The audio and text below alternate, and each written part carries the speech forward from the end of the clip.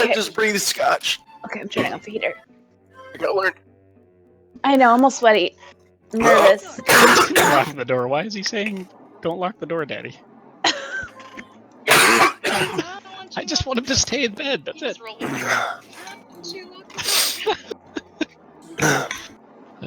All right. It's not COVID. I just have a drinking problem. Oh, yeah. It's been 10 minutes. I drank a whole martini. That shit's slow. I'm supposed to remind you that it's a double. It's a double. It's double. Oh, I'm crying. Let me put this on my owl plate. This is the Roaring 20s. I should know how to drink, right? It's Prohibition era. Yeah, see? Okay. Somebody totally needs to do that accent. Now we have to go investigate. I haven't committed to an accent yet, so it's fine. So, first order of business. I added a thing. We're getting into horror, which we've never done before, and I'm treading into waters I am less comfortable with. So I added a thing for player safety, which is the little like stoplight thing up in the little mini buttons in the top right. We've never had to do this, and we probably don't have to do this, but because horror sometimes touches on touchy subjects that I can't always predict. There are 3 cards. X card is for if anyone wants to say like, nope, stop, we're done. This is not anywhere where I want to go or come close to going. Click the X card. I will acknowledge it, and basically we'll just sort of rewind, undo the action, whatever it is. So like if I die? No, it's more like Red card. Like for instance, if like I don't know, if a house is on fire and someone's like, "Oh, that is like really taking me to a bad point in my life," and I don't want to go there right now. That's fair. Oh shit! Sorry, Dave. That's okay. Oh. But that's fair. I get the point of it. Okay. That's all right. For a year after that happened, we would be at like a family event, and I'd be like, "Oh man, I wish I have had this item," and my brother would say, "You had one. What happened to it?" Like a year after it happened, and he wasn't even joking. So Yeah. Oh, hurt. So, as a for instance, that's like an example. You don't need to. There's no reasons. There's like no questions asked. It's like we'll stop it. We'll rewind it. Yep. The end card is like we're coming close to something that you don't want to see it go any farther, but you don't really feel like strong enough that you need to rewind it. But you're like, let's fade to black. This is enough. End cards for and O card is basically your way of signaling like this is okay, we're good. That's mostly this is a whole system for games. It's kind of in place. People have put it in place for player safety in lots of games out there. So the O card is kind of a way for, especially if GMs know they're kind of treading onto something that might be touchy, for them to be like, "We okay?" And that's a time where people could want to touch the O card if they wanted to. Anyway, You can touch my O card. Yeah. you know what? I'm gonna X card that. Just kidding. But like I said, I don't expect they're gonna need to be used. But No, that's a cool feature. sorry, guys. I'll be right back. Sure. Oh my God. I was telling Dane this already, so I'll tell you guys. But what made me think about it is that a very famous DM actually just got into some real hot water because he did something kind of in retrospect is like really pretty bad, and didn't have any kind of things in place for them to like stop at the moment. Anyways, it caused a lot of waves. He's in a lot of hot water, and made me think like, well, if a decent seeming guy who probably never intended for this to happen, it happened to him, like, what's to say it's not going to happen to me someday? I'll make a bad choice, and I don't know. So, it's there. And I want you to know that there will be no questions asked. We'll just deal with it and move on. Cool beans. I don't know. I had some notes, but they're like in my backpack, so let's just do this. So My monitor is so bright that if I turn it up, I fade out to white. You do. You do. There we go. All right, I'm ready. All right. So. Do you, the little blurb that you tossed up in the chat last week, can you toss? Perfect, thanks. Oh, yeah. I'll reread that. I'll copy that. Put it in my sheet. What I'm gonna want to start with is, I don't remember if Dane has his headset on or not. I don't. Alright, so we should wait for Dane to get back, and then I'd like you guys to... Oh, he's back, cool. I would like for you guys to introduce your characters a little bit, and so you guys are being hired by this landlord. He's a Bostonian landlord, Mr. Knott, who's got some money, and is basically has sought you guys out through whatever avenues make sense for your characters. Because he has connections. He easily could have reached out to people of many different skills since he hasn't been able to figure this out on his own. So yeah, tell us all about your characters. What would people know about you? And maybe we can talk about if you guys know each other or if any of you know each other. Take it away. Let's go. Yeah, I'll go. So Eugene Williams is pretty well known around the area for he gets called to debunk things from time to time. He's good with people. He's studied psychology and just the modern arts and sciences to try to get away from his mother, who had died previously in a freak accident. Her whereabouts and death seem to be at large, but she was known in many a circle as Madame Zutana, because she was an occultist who studied and read people's fortune. However, Eugene has spent years trying to prove that she was a kook, and actually he knows Professor Milton through correspondence. He would consider himself a pen pal of his. All right. And what's your two or three best things that you're known for? What skills you bring to the table here? Oh, I'm really good at seeing shit that's hidden. Little spot hidden. I feel like I had two more that were really good. I don't remember what they were. You're like a psychology guy, right? Yeah, I'm good with people. I can read people really well. And something else. Oh, there they are. Yeah, I've studied the occult and the natural world pretty well to try to debunk things. Sure. Cool. Eugene. Well, that leads us into Milton, I think, the professor. Professor Milton Wagner. He's Herr a Wagner. professor. He's a professor of history at Miskatonic University in Arkham, and he is a personal friend to Mr. Knott, who hired us for this job. Mm-hmm. He has published several articles on Massachusetts history, mostly. And he has been a pen pal with Eugene, though the topic of the pen pal correspondence about his mother, he's not real thrilled about, because he also thinks that she was a hack and a spiritualist, which he thinks is just nonsense.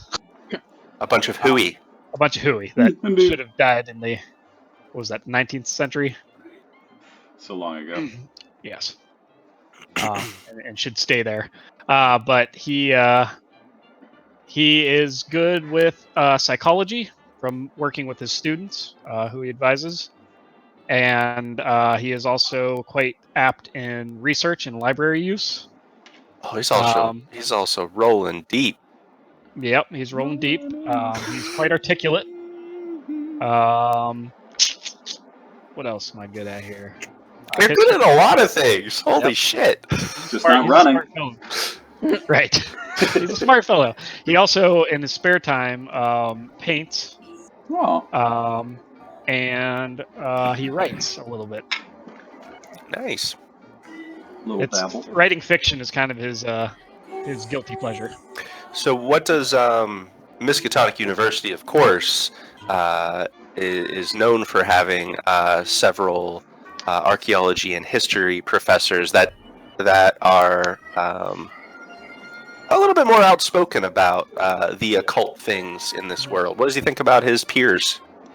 He thinks they're wackos. All right. He thinks he's bringing some sort of sensibility to Miskatonic University. Okay. A place That's not that Yeah. has a reputation for being a little bit woo. Yeah, a few of the departments for Yeah. for certain are. All right. Excellent. Let's go next. I'll go. Jimmy is very large. Jimmy's very tall and fairly muscular. And Jimmy looks really intimidating. And part of it's because he like absentmindedly like cracks his neck and his knuckles a lot. But once you get to know him, he's a pretty nice dude. He's actually pretty well spoken. But he's sort of tall and menacing and light on his feet. He, in a very brief conversation with him, will make no qualms about trying to like turn his life around because Rosie's got a baby on the way, and he like definitely gives pretty strong like mobster vibes, but now he's trying to like walk the straight and narrow. So he is actually a tenant of Mr. Knott, who is kind of along as the muscle. He's been doing odd jobs for the landlord to get a discount on his rent because he's trying to make a home for Rosie and the babe on the way. Sure. So he's a local Bostonian also. He is. He's a local Bostonian. He's been running with the wrong crowd, but he's gonna prove to Rosie and her bastard of a father that he's cut out to be a father himself. Sure. He's good in a fight. He's pretty dodgy, nimbly bimbly, and he's pretty good at not only like intimidation but also fast talk. And he's stealthy as well. Right. Excellent. So does he was he I'm sure he doesn't talk about it, but was he part of the criminal underworld here in Boston, or was it elsewhere and he moved here? It was elsewhere. Boston's a fresh start. This is where Rosie's from. She wants to raise the baby close to her family. Okay. So he met Rosie out of town, but they've relocated to Boston. Probably that Jersey mob. Yeah. Down at the shore. Joyzy. Oh boy. Oh man. 100%. It's canon. You heard it here first. Yeah. Just doing a Jersey accent all night. No. I have regrets. So he is recently relocated to Boston. Sure. Yep, that's the Cool. one. Last, but certainly not least, her resident garrotier, Lester.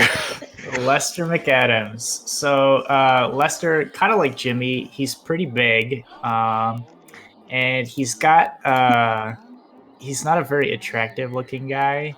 He's got kind of that, prominent brow and kind of a big chin, and he just like people don't seem to like him very much when they see him. Sure. He's a veteran of World War One. He was a forward scout, so that's kind of where he picked up a lot of his skills with firearms and tracking and sneaking around and things like that. It looks like he has a very particular set of skills. That's right. Yeah, but yeah. A lot of his stuff is kind of influenced by his wartime experience. It also means that he's a little awkward around people. He doesn't tend to like making eye contact very much. And let's see, what else can I say about him? He grew up in Georgia, but doesn't really have any inclination to go back to his family farm.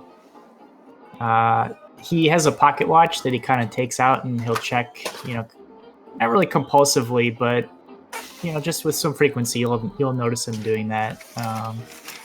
And actually, he's a pretty good cook. So even if there's not much around, he can kind of scrape something together and make a decent meal out of it. So Sweet. Yeah. So, what brings him to Mr. Knott? So after the war, he just he didn't really have much purpose anymore. So he just kind of wanders around and Garroting people. right. He's just kind of looking for something to do, something to latch onto, and also pay his way in the meantime. Buy food and lodgings and such. Okay. Sure. All right. So basically, it's probably like Mr. Knott knew a guy who talked to probably. Lester. Okay. Right. So you got a referral, secondhand referral, something like Yeah. that. Sure. I got a guy. Yeah. Sounds good. It sounds like from what you hear, this house has a history, and so it sounds intentional that they've brought a couple of muscly people along for this job. Oh, I forgot to mention, I'm good at appraising stuff, so that might be why Mr. Knott brought him aboard, is to appraise the house to see if there's anything, that's if it's worth the value. Sure. All right. Excellent. So, I think, without any further ado, let's jump right in. I linked up the thing here that I read last time. So, in brief, this guy, Mr. Knott, is asking you all to, has already asked you all to gather in Boston to investigate the Corbitt House. It is on 20 Sheafe Street. It's Sheafe Street in Boston. He says he's just been having devil of a time getting people to stay in this house, and especially because those damn bureaucrats keep telling him he needs to disclose, the goings on and the injuries and such that have happened in the house. But that's neither here nor there. He doesn't want to speak too much more about it, but he has been unable to get any kind of money out of this house, and he feels like he's losing out on his investment. So he's paying y'all decent money for the time, $25 cash plus $25 a day to clear this. So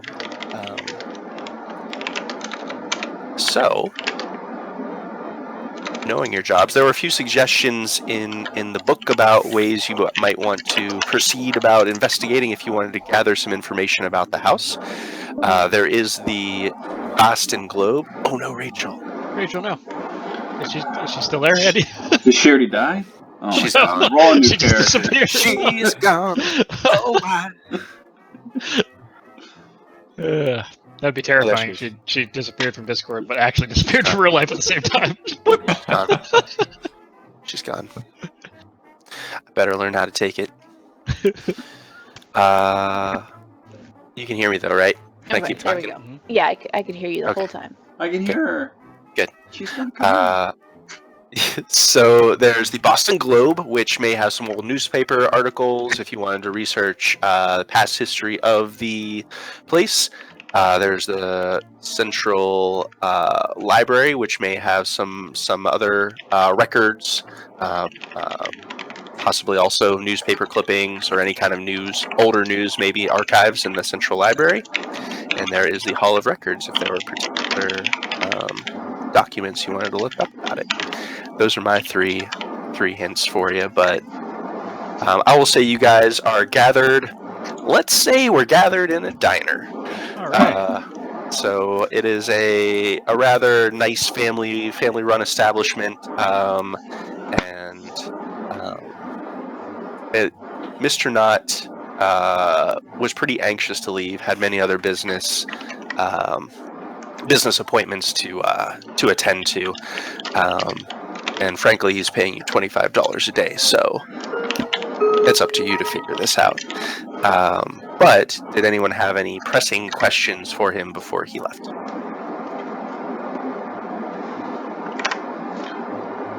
Did he give any details about this tragedy? Oh, yeah. He didn't, no. Seems like he's kind of vague on the details himself, and like basically, yeah, he pretty much just says, let me open this up elsewhere. There we go. He says that there was a break-in in the house, and the children were attacked. Everyone's fine. It's not a big deal, but it's completely overblown. But now no one's touching the house. Is that it? When we go to the house and find that everything is normal, as usual, how would you like us to report to you? Well, frankly, I wouldn't be happy if you told me everything's normal, because even though it may be true, it's not me you have to prove it to. It's all those penny pinchers out there that don't want to rent from me. Get this place. Yes, bureaucratic red tape. Ah, no, it's all the superstitious folk that think something's going on. Everyone's saying it haunted. No one wants to touch the place. You don't have to prove it to me. Okay, look. I would rather you prove me there was something there. If you could find an infestation or rats or something, or figure out who it was that broke into the place in the first place. That's what I need. Proof that it wasn't ghosts. I mean, we could all say ghosts, or we could just say knocking on the door. You know, I'm just saying. Exactly. Now prove it. That's why I'm paying you. That's what we do. That's what I do. I don't know about the rest of you. I mean, I know about you, Professor. It's good seeing you. I don't know if I've seen you in the flesh.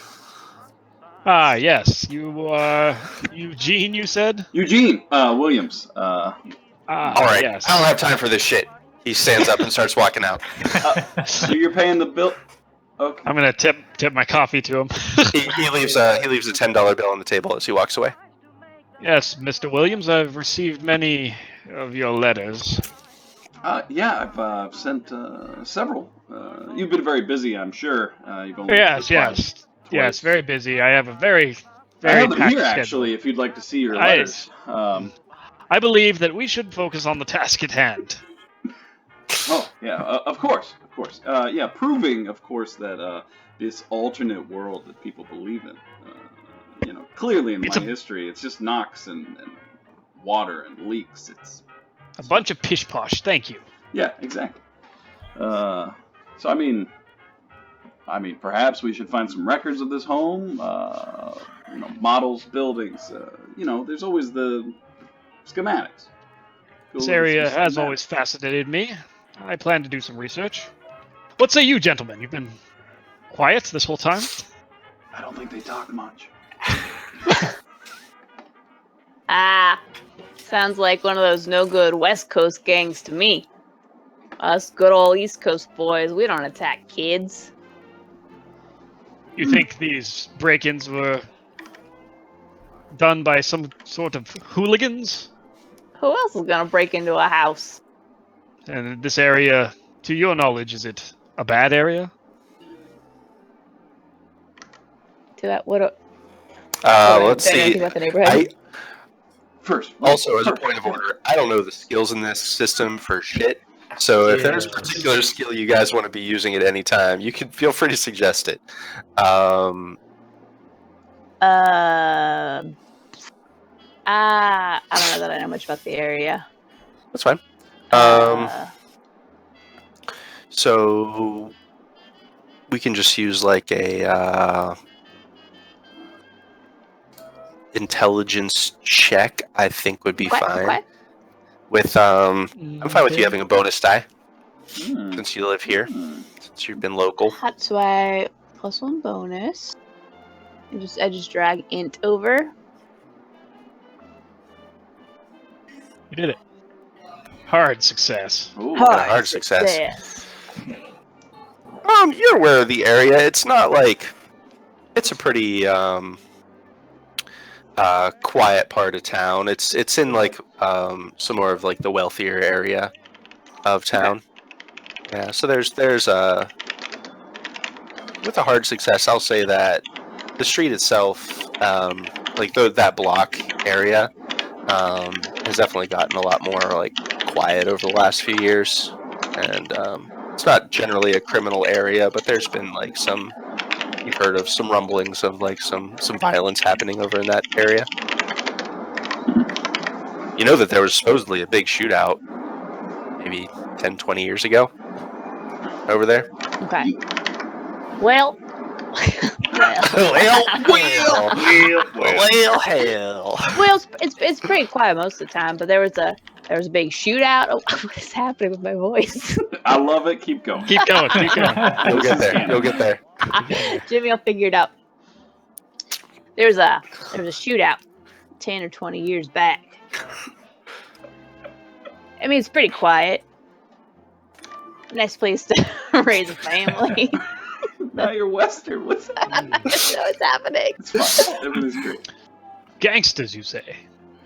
Organized crime, very interesting in the New England area. Has a very fascinating history. Indeed. Very well. Who has the keys? Who did Mr. Knott give the keys to? They're on top of the $10 bill. Okay. These. Yes. Well, my first order, is to head to the Hall of Records. I'd like to look up some of the historical data on this building. Maybe head over to the Central Library, see if I can find anything.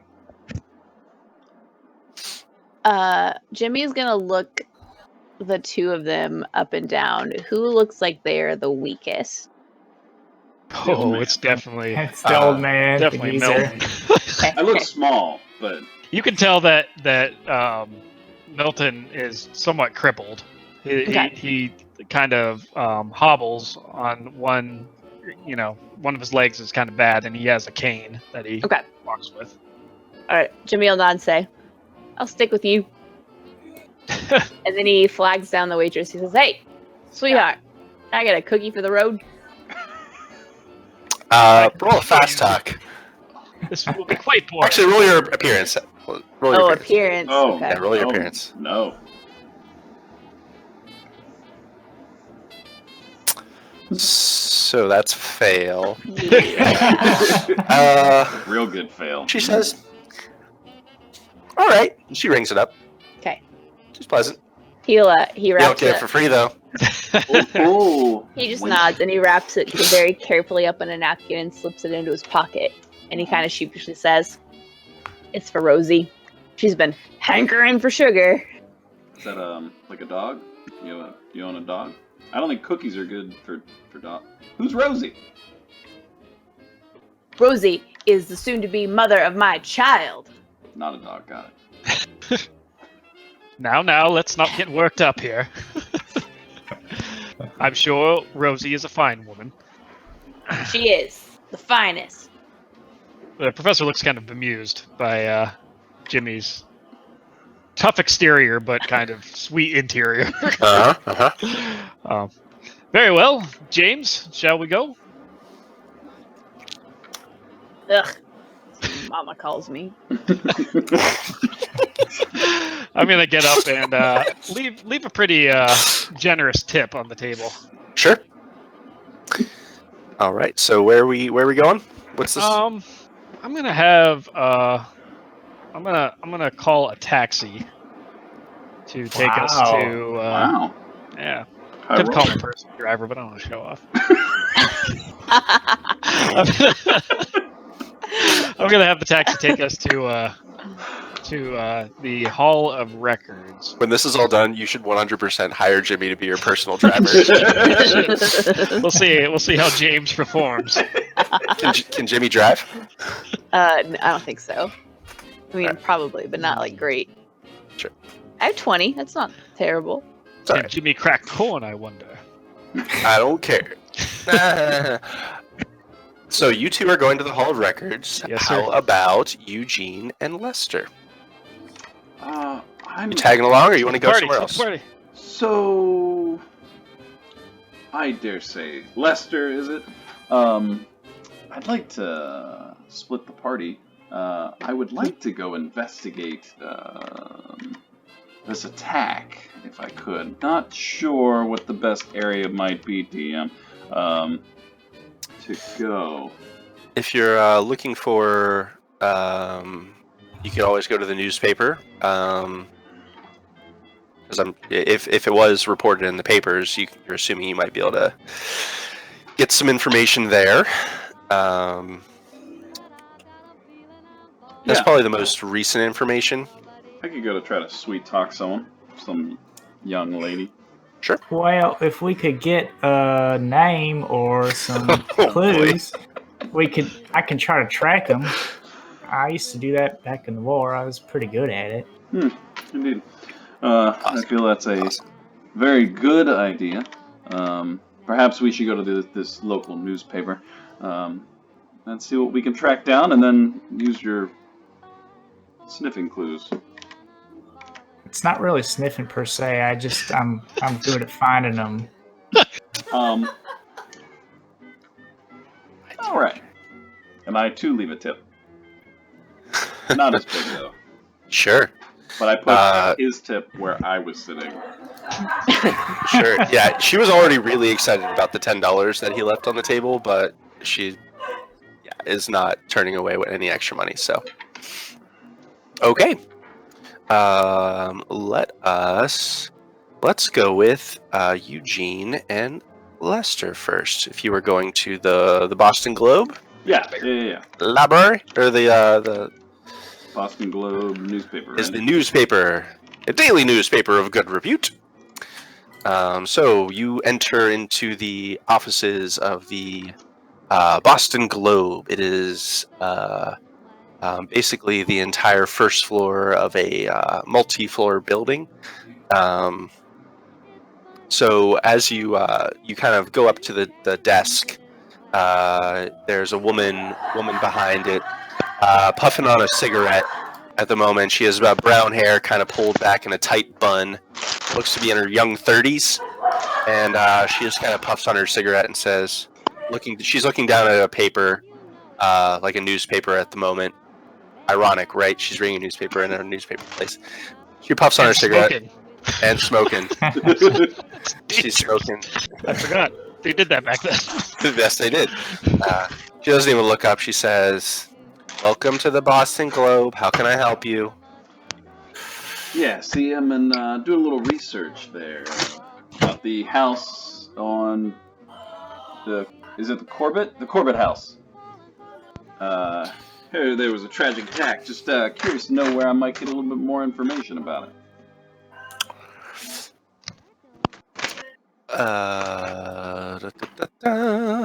I think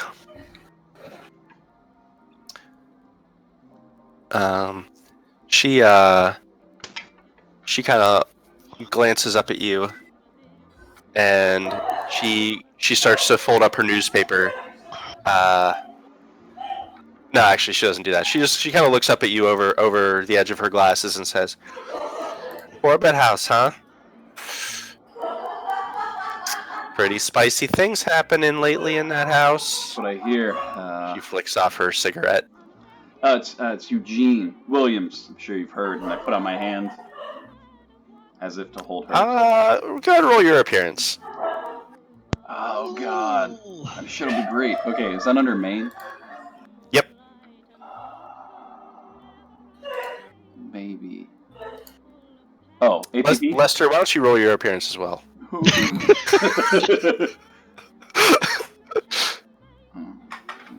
So, I mean, if you want to succeed, you can spend 11 luck. How much luck do I start with? No, you have 55, and you don't get them back. But you can spend 11 if you want. No.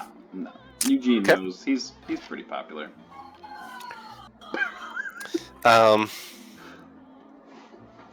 She kind of glances down at your hand and then back up at you over her glasses, and she just kind of twiddles her fingers, which have a manicure. It's decent nails done, and she says, I'm so sorry. I just got these done. Oh, beautiful work. I just can't. I just can't. Beautiful. I can't. Local? Did that local Right. here?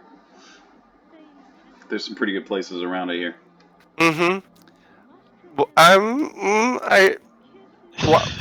I date. Not currently, if you're interested. So, rumors, you say. Spicy things. Do tell.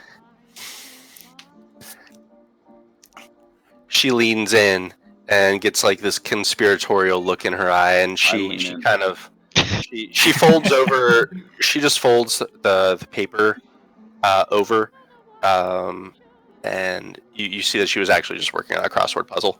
She folds her newspaper over and leans in and says, "Well, you didn't hear it from me, but there's been lots of nasty stuff happening at this house. And it's not just the Macarios lately, no. You go talk to Clarence if you want to learn something more." And at that, you hear a BAM! As the back door of the office, the lead editor's office at the back of here, slams, and coming out of it is Say stop the presses. is a guy with a kind of a crew cut and very J. Jonah Jameson mustache and glasses. He slams it over, and he's holding a paper in his hands and says, what's his name? Dooley! God damn it! I told you not to print this shit! Get into my office now!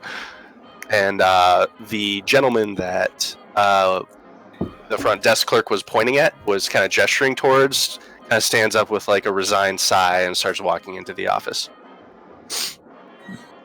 That there's Clarence. Yeah. You might want to catch him quick. He might be getting the can. Well, what does he do around here? Oh, he's a journalist, you know. Little of this, little of that. Clarence is just the nicest guy, let me tell you. Also, he's been getting into a little trouble lately, talking a little bit too much about this house on Sheafe Street. Editors don't like it.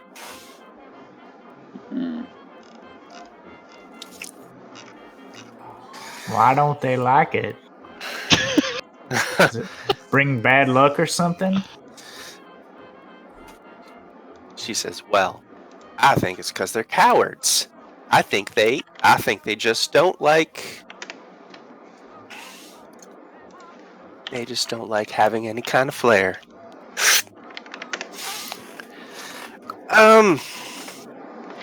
If you want to see anything more, you're probably gonna have to talk to the editor. He doesn't seem very nice.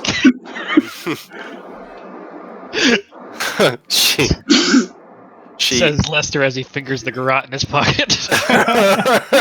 she kind of looked at you and was like, "Well, he's got a job to do." Did Clarence go into the office? Yeah. So he's in there. You hear some shout. You heard some shouting while you guys were having this, and he kind of walks back out. Baby Agra, sorry, I'll be right back. I'm gonna look at the young lady, and I'm gonna say, "Well, it was a pleasure, Miss Jacobs. Willamette Jacobs. People call me Willa. Willa, beautiful. It was a pleasure. And just by the way, 8 down is bedlam. Pandemonium or uproar, bedlam. She kind of looks puzzled for a moment, and as you're walking away, you see her slowly unfolding her thing, and you hear her say, "Bedlam," and starts writing. Okay. I'm gonna go over to what's his face. Clarence Dooley. Sure. Dooley. So this guy looks. He's a younger guy, but he just looks a mess. His necktie is kind of loosened up, and he has this like stain on his shirt.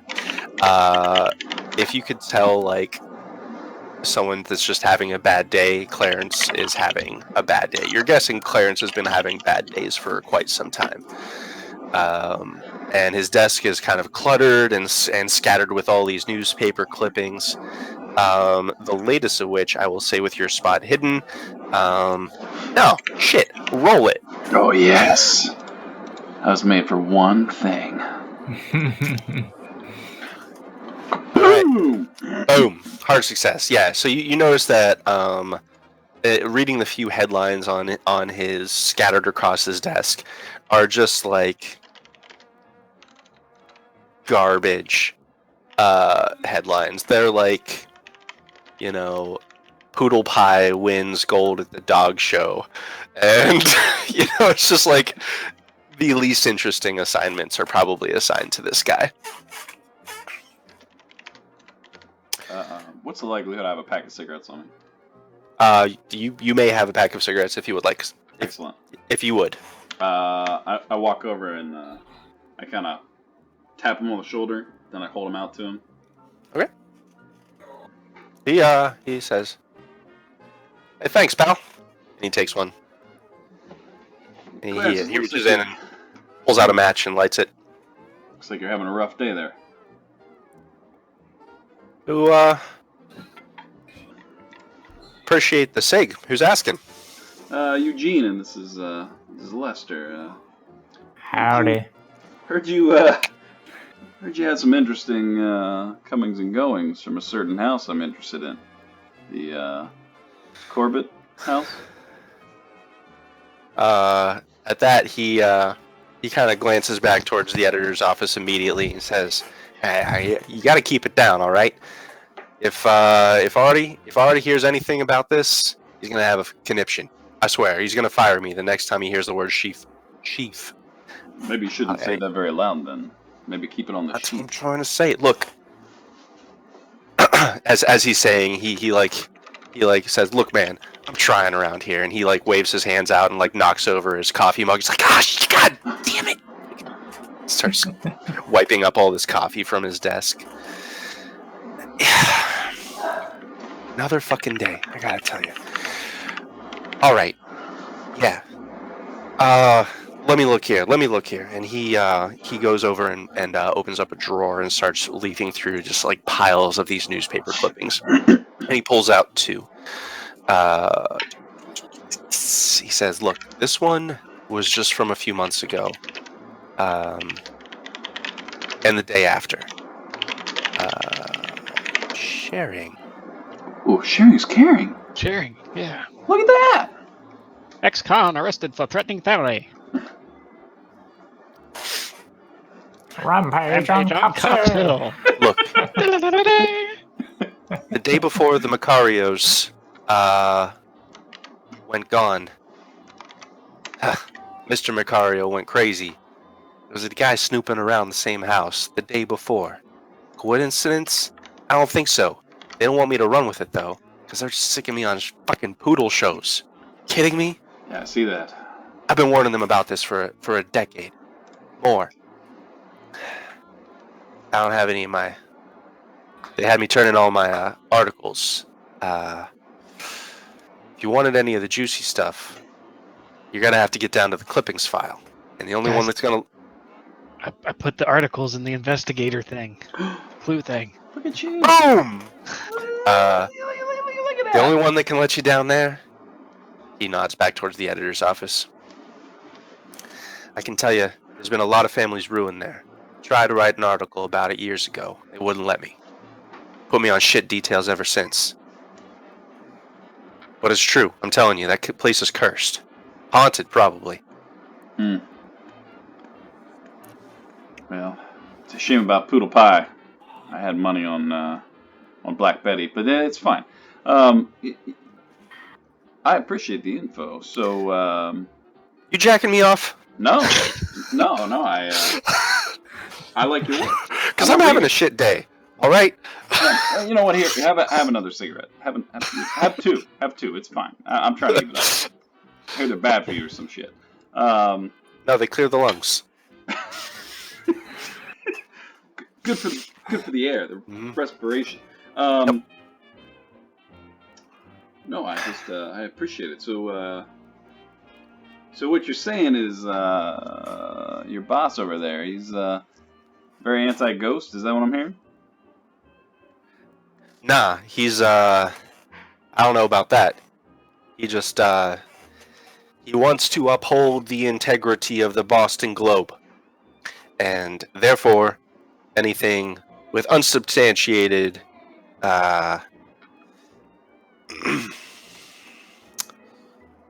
mentions of the I don't know, curses or anything. Yeah, he just doesn't want to hear it. It's below the standard of our paper, our illustrious document. He says, like, just a little bit too loud, and you see the editor's head kind of pop up and start looking towards you guys through the glass in the office. Excellent. Well, Clarence, I So- mean, you're very talented here. I appreciate it. What were you about to say, Lester? Oh yeah. So he's the only one that can let us in to see the clippings. I mean, Is there like a key or something that he's got? yeah, he's got the key, all right. All right. Where's this this clipping room at? He kind of like narrows his eyes suspiciously at you for a moment. Why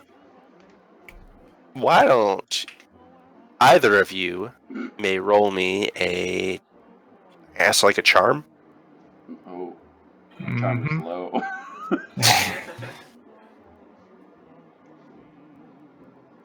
Actually got close. Yeah, real Yeah, close. pretty good. You can make it happen if you wanted to. Nah, I'm not gonna spend. You much guys on can it. also push rolls if you wanted to, which means you re-roll it, but it means you'll have consequences if you fail the second time. Yeah, I'm not gonna re-roll the 15% chance. Sure.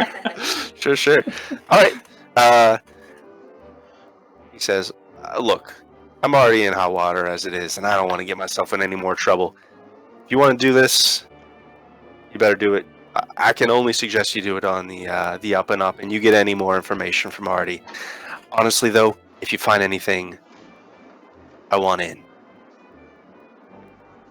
Clarence Dooley, I've been on top of this for years. And if anyone else gets this fucking story, if it becomes a fucking story, I am going to be so far up your fucking asses." All right. There's no need for threats there, Hoss.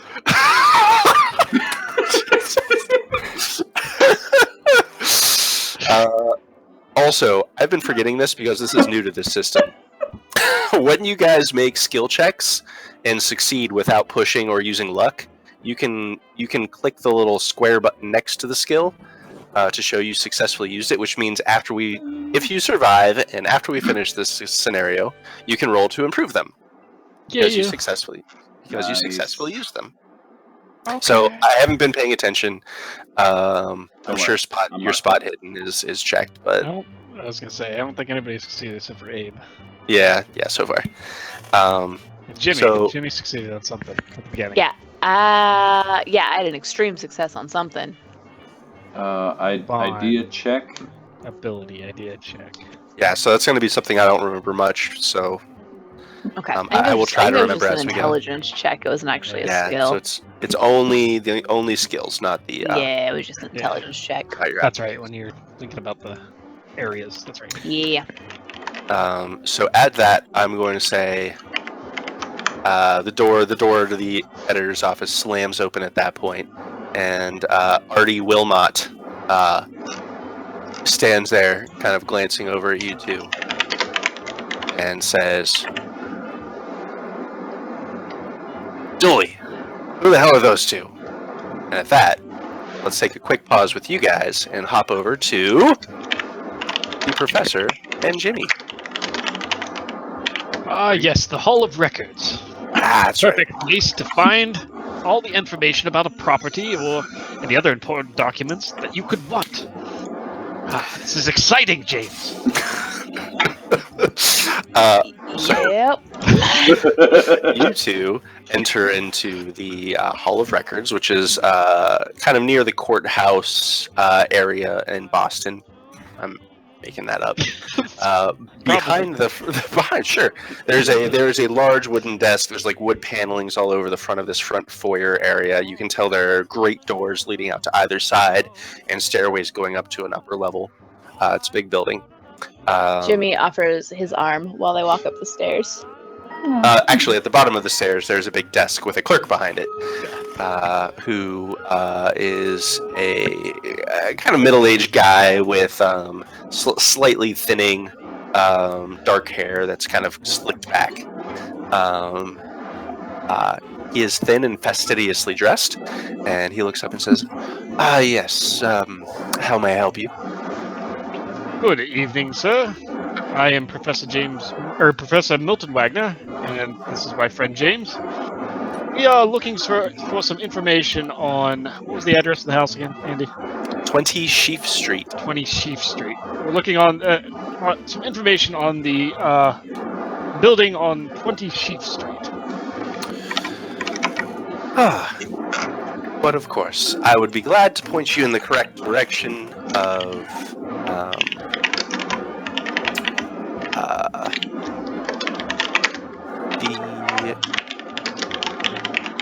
what would that be?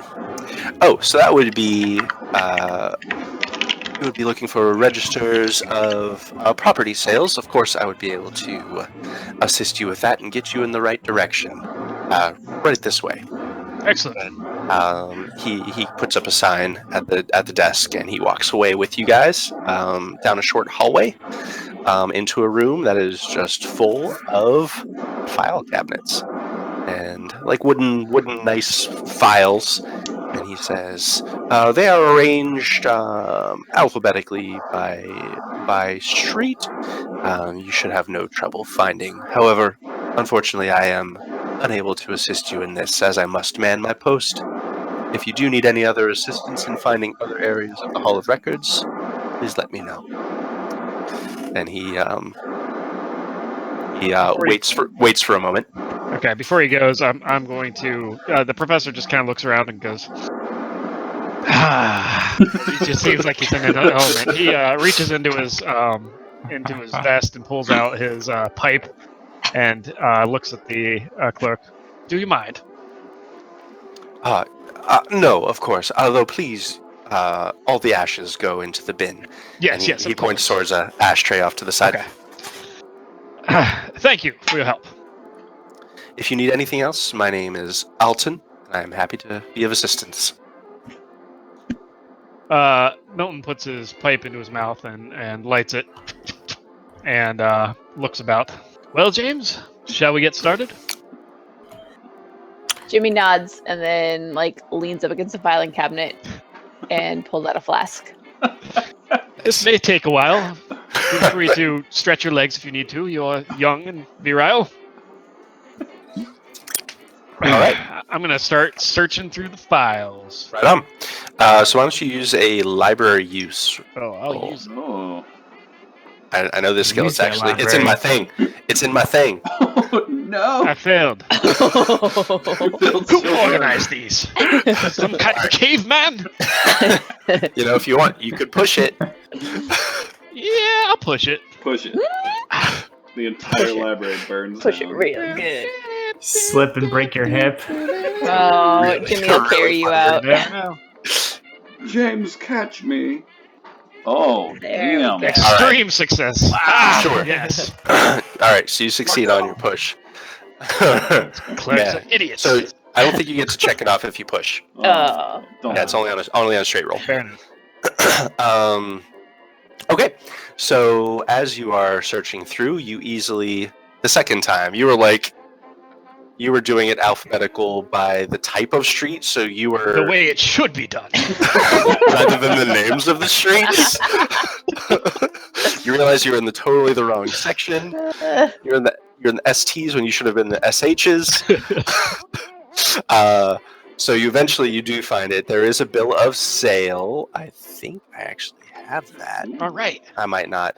But there is the house looks like it was sold in 1835. It was originally sold. This is because of your extreme success. You find that it was originally sold in 1835 from a person named Weber to a person named Corbitt. And then it was sold again in looks like 1880 from an estate of Corbitt. So from basically to the trust of Corbitt to a Ledeux, Ledeux.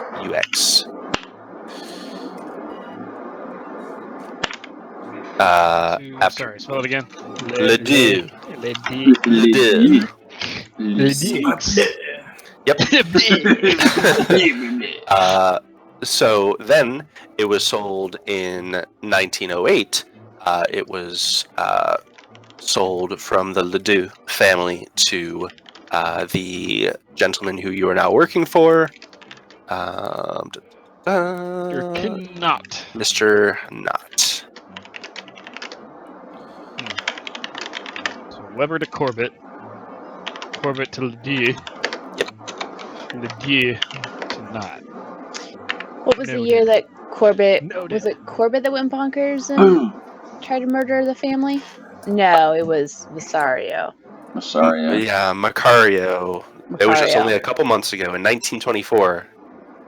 Because the year is 1924, of course. Okay. We knew that. Of course. Both under the same note. Yeah, we did, but that's okay. Compare notes. Part of research. That's good. Yeah. That's good. Let's see here. So that seems pertinent. Maybe. It's all pertinent. House was originally sold. So it wasn't built by this Weber character. It was sold to them in 1835. It was sold from Weber to Corbitt in 1835. Okay. And it looks like the lot was long owned by the Weber family before that. Okay. I just changed to different music, which is better at like 65 or 70%, just so you know. No, I changed it to a noir investigation. Ah, Oh. yes. All right, let's turn this up. Oh, yeah. Turn it up.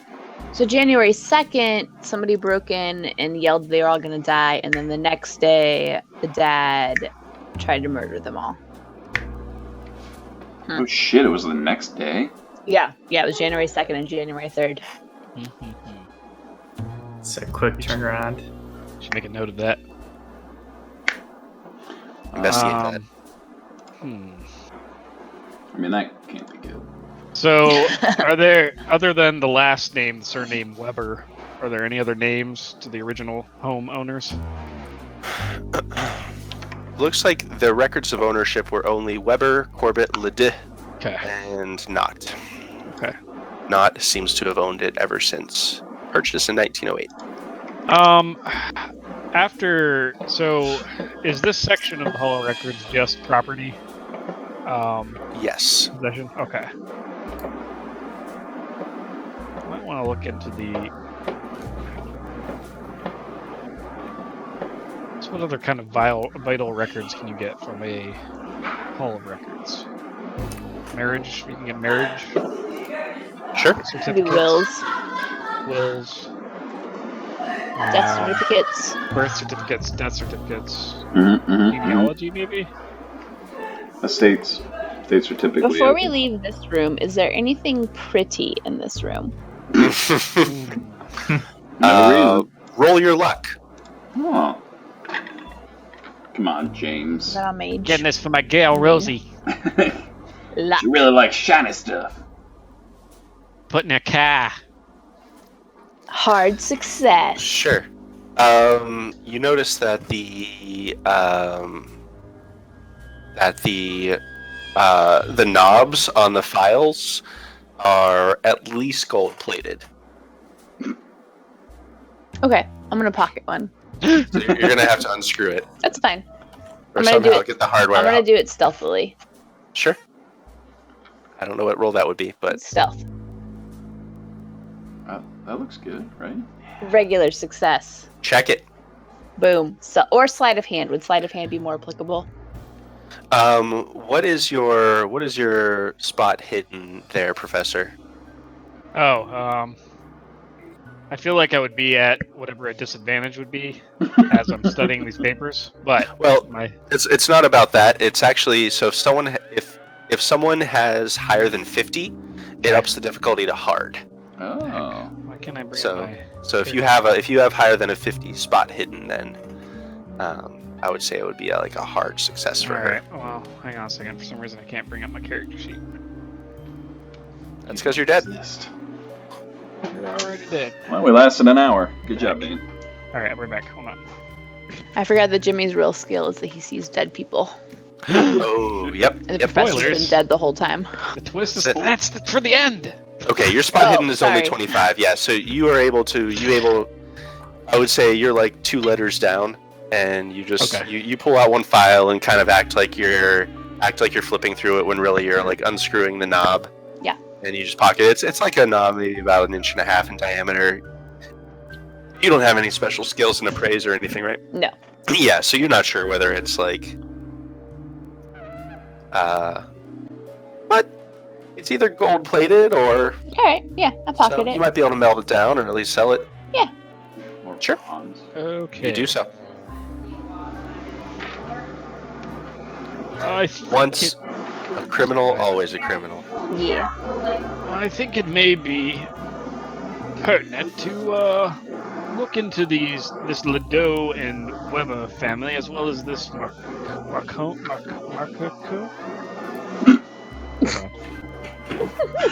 Mickey. Corbett Weber. Okay, into this Weber, Corbitt, and Ledoux family. Perhaps find a little more information about them. Did you guys make I'd like to know right now. Did you make a plan on when you were going to meet with each other? No. I'm Of assuming course you we talked did. about this since no one has cell phones in this era. Totally Yes. did that. Yeah. We're meeting back at the diner tomorrow for diner. breakfast. Yeah. Sure. Yeah, I would say the guy probably would have like rented rooms for the out of towners as well. So there's probably like a hotel that Is there a continental breakfast? Yeah. I assume there's probably breakfast there. Is there an executive suite? There probably is an executive suite. Would you have Yeah. liked to try to like bump yourself up to a nicer accommodations, Professor? Maybe. Why don't you roll your credit rating? I will. Amazing. Quite good.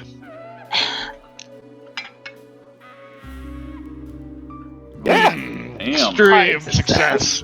Yeah, you have some very nice accommodations in the Yes, I hotel. do. Beautiful view of this city. You've probably been here before. They probably know your name. They do. They most likely do. Yeah. Well, James, I'm going to go back to the clerk and see if I can find some marriage or birth records on these families. Alright. Very well. I'm going to start hopping back toward the I go. desk. I accompany him. Excuse me, good sir. Yes. How may I help you, sir? I am now in need of any birth certificate or marriage licenses for these families: Weber, Corbitt, and Ledoux. Do you have any such information? Yeah, we should look at Macario too. Yes, and Macario too. He says, of course, I would be happy to show you to the correct room for our personal records. In here, you will find birth certificates, death certificates, marriage certificates, and any last will and testaments we have on file. Excellent. So, as he takes you to another room, you may make... As he leads the professor away, Mhm. I want to take a peek at his desk. Okay.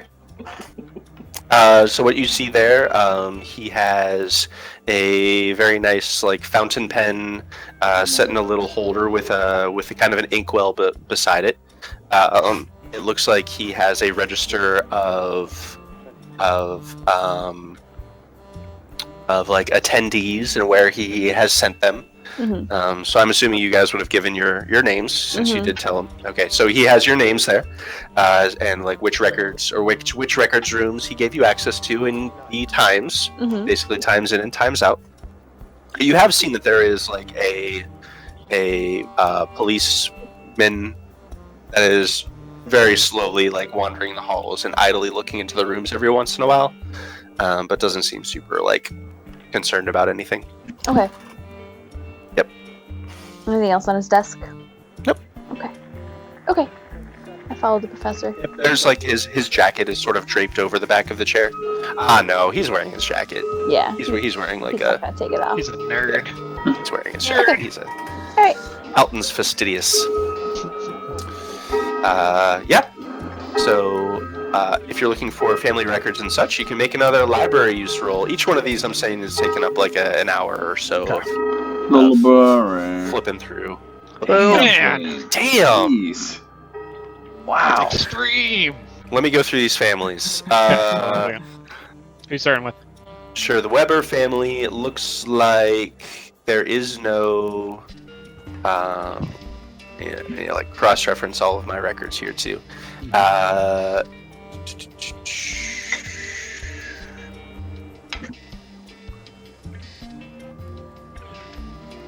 do we do this? There we go.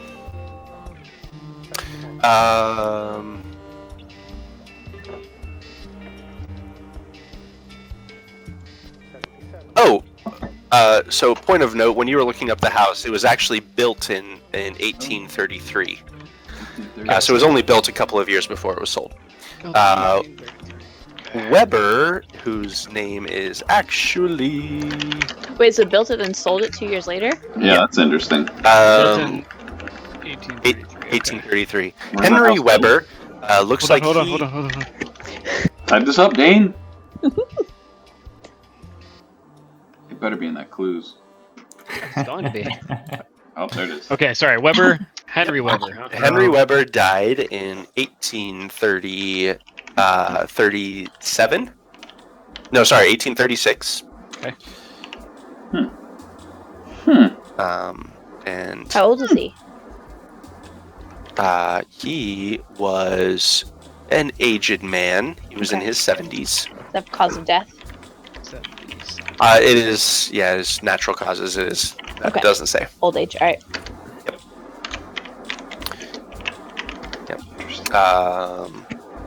Yeah, because the death certificates aren't like super. Yeah, okay. Yeah, but he did not die at that address. He died at a different address, still in Boston. Boston. The next one was Ledoux.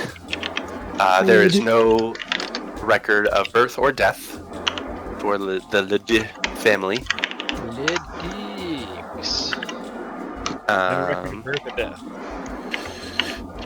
That's not true. That's a lie. 1880. 1880. You see that there is a death certificate for a 1880.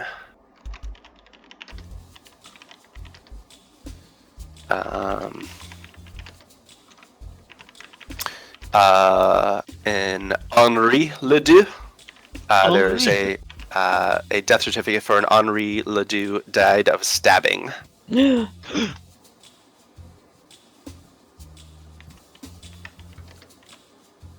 confusing. There's a Henry Weber and an Henri Ledoux.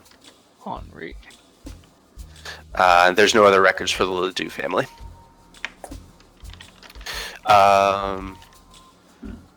Like this music. Then what else did you want? The Knots? Knotts. No, that's the guy you just talked to. Yeah, Oh, Corbitt. And the macaronis. Hey, So, you find in the Hall of Records. Oh, look out. Mm. Last Will and Testament. Yep. That's good. There. Will. And his knees. Copy of what? Why is it I, blacked out? Walter Corbitt of the County of Suffolk in the state of Massachusetts, being in perfect health and body and mind, do make and ordain this my last will and testament in the following manner. Why is his body in the basement? CEM, the first I give to the Chapel of Contemplation, Cops Hill, Boston, Massachusetts, all of my possessions, including my copy of Redacted. The Necronomicon. And my, yeah, I bet it is. My property at 20 Sheafe Street in Cobbs Hill. The second, I direct my executor to lease my property at 20 Sheafe Street, using the proceeds to fund the church. Third, I wish my body to be interred in the basement of the property at 20 Sheafe Street. Creepy. Yeah. As specified by the Okay. instructions left to my executor. Mm-mm. Fourth, I appoint Pastor Michael Thomas of the Chapel of Contemplation Contemplation in Copp's Hill, Boston, Massachusetts, as my executor to this my last will and testament. This the 17th day of July, AD 1865. Signed, Walter Corbitt, Esquire. Don't like Corbitt. Corbitt, huh? And We need to talk to this Pastor Michael. We do. And while you guys are digesting that, let's hop back to the other two Okay. here. It's taking you a couple hours to like sift through the papers to look for those. Yeah. So back at the Globe, I don't like that. Eugene and Lester are standing. If you wish to, you're now standing before Artie. Artie Wilmot, who is pompous, and you can already tell that he enjoys the little power he has over his little kingdom. And he's sort of standing in front of you with his arms crossed. He's still in the door of his office and hasn't invited you in yet. Just looking at him, can I use my psychology to understand how he treats his people? Absolutely. Psychology. Badly.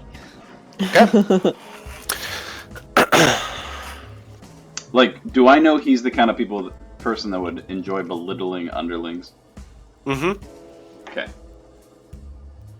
So yeah, he's you can tell he likes having a tight grip over his domain, which he considers this place. He seems like the kind of guy to you that probably eats, drinks, and breathes the newspaper business, and probably doesn't spend much time at home. He takes this very seriously, and he doesn't brook nonsense from his employees, from what you gathered from Clarence. So he doesn't. You don't think that he's the kind of guy that would entertain stuff that's going to reflect poorly on the Globe. Yeah. As soon as he comes out, I'm gonna say. I'm going to turn to Artie and I'm going to say, "Oh, and you must be Artie. Eugene Williams." And I stick out my hand, very proud and proper. Yeah, he'll shake your hand. You, I understand, are the proud, what the hell would I say? The proud manager and in charge of this wonderful newspaper. I was just looking to, get to the top, and I got interrupted here by Clarence, and clearly you're the man to see. You're damn right I am. Of course. I mean, look at you. Strapping. Simply looking to, know the truths, and, I hear that you are a man who understands and knows what the truth is, and only writes the best.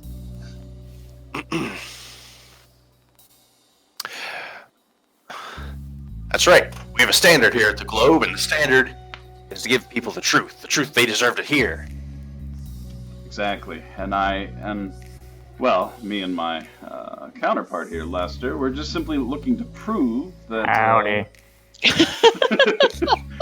that the comings and goings of a certain house that shall be remain nameless until we're in a proper environment to talk is ousted for what it truly is: a fraud and a shame.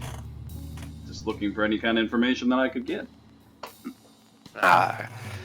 Get to the business, mister. What are you looking for? Look, I'm looking for information about the Corbitt House. True information, not this fuddy-duddy stuff. I'm a man of action and proper things. Everything can be proved by science, and I'm here to prove it. I'm hoping you'd help.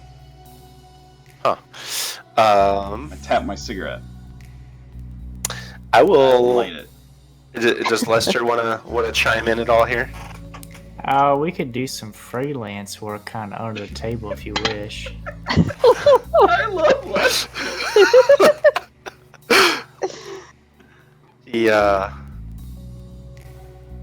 freelance. You get all the credit, of course. He looks Lester up and down a little bit and says, "Freelance work. You're a reporter." Well, Photographer? no, but I can find things. I'm good at finding stuff. He's a phenomenal typist. I'll tell you this. He kind of snips the end off of a cigar at his desk and says, "I'll tell you this. If you can discredit that story that Clarence was trying to push a few years ago, I'd like that a lot. However, not sure I trust y'all. Roll me a charm.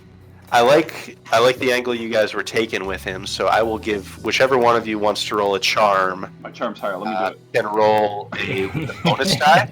Oh god. How do I do that? So you click the +1B. Okay. I mean, for the record, my charm is not much higher, but it's just slightly. You should have Jimmy with you. So you could, if you want, you could spend 10 of your luck I'm doing it. to push, or you could just push and reroll. You can do one or the other. Okay, wait. If I push and reroll, can I still spend Then my something luck? bad's gonna happen. No. If you fail. I'm gonna spend my 10 points. I feel like this is Okay. important. Holy balls. For the record. Yep. It's gone. It's gone, man. All right, I committed 10 points. Gotta spend them. And hopefully it pays off for you and there's something good down here.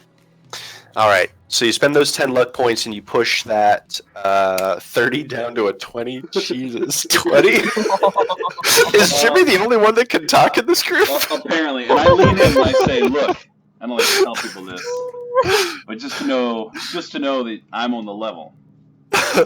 My mother was known as Madame Zutana, and not something I'm proud of. It's my life's work to prove she's a kook and a half. So this house is my next challenge. You see.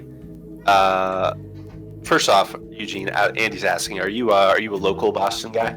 Yes. And Okay, great. So was the madam. So as you say that, I'll say this is how your luck can factor into this. As you're mentioning that, you see like a little bit of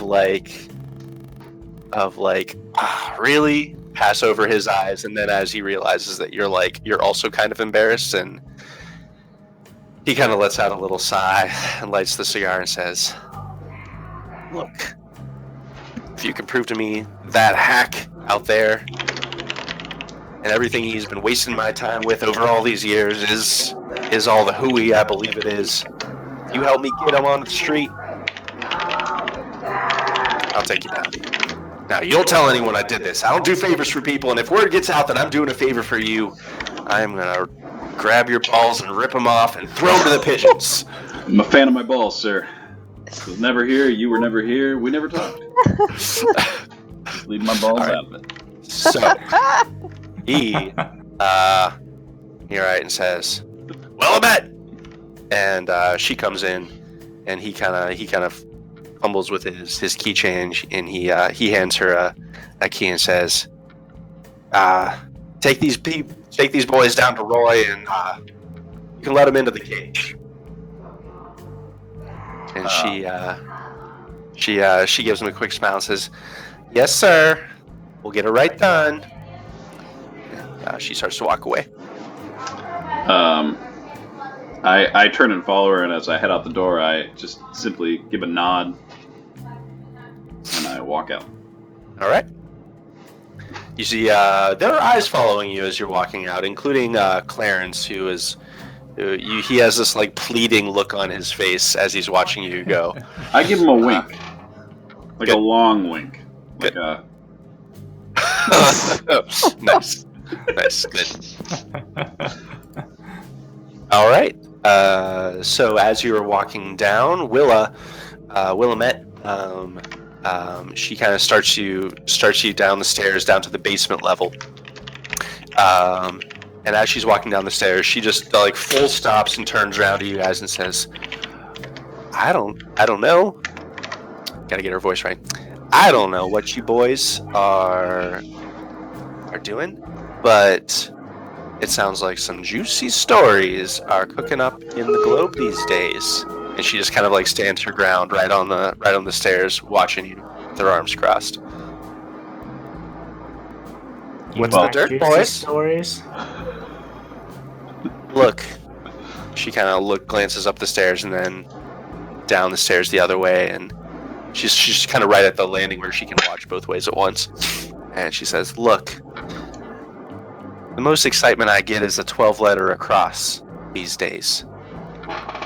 If what Clarence says is true, if what you find Clarence says is true, that'll get me going more than, well, a girl ought to say." She just kind of looks at you both. "So what are you finding?" Lester's just like,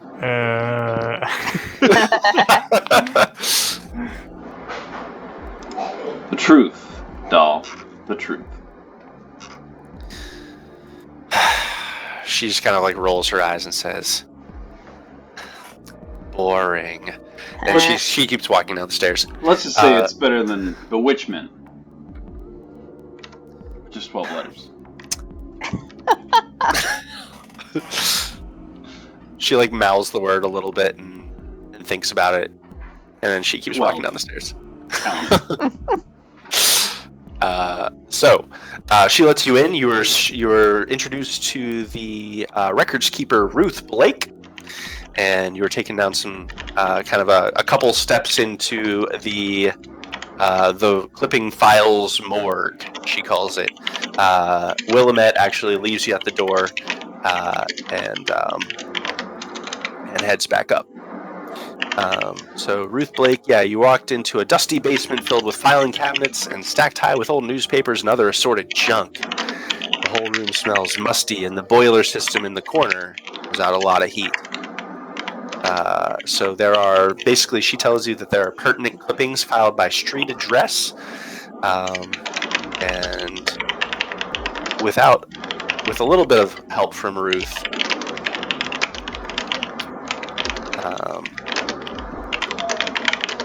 Ruth kind of helps you because she's not doing anything else down here, and she takes you to the file for 20 Sheafe Street, which is in the Cops Hill Terrace neighborhood.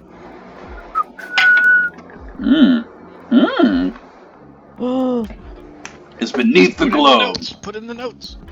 Something sinister seems to haunt a local Boston house. 1918. Okay, so it's the most recent owner.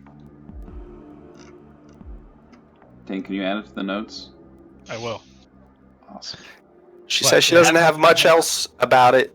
This is really where all the clippings go to die. The things that never made print come down here. Although there was a fire in the Globe back in 1878, so we don't have any records of anything before then. 1878. Well, all right then. Unpublished newspaper clipping? Mm-hmm.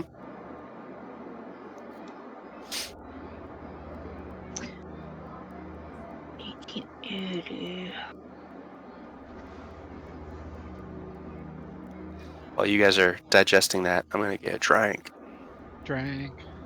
Oh, dude. Oh, dude.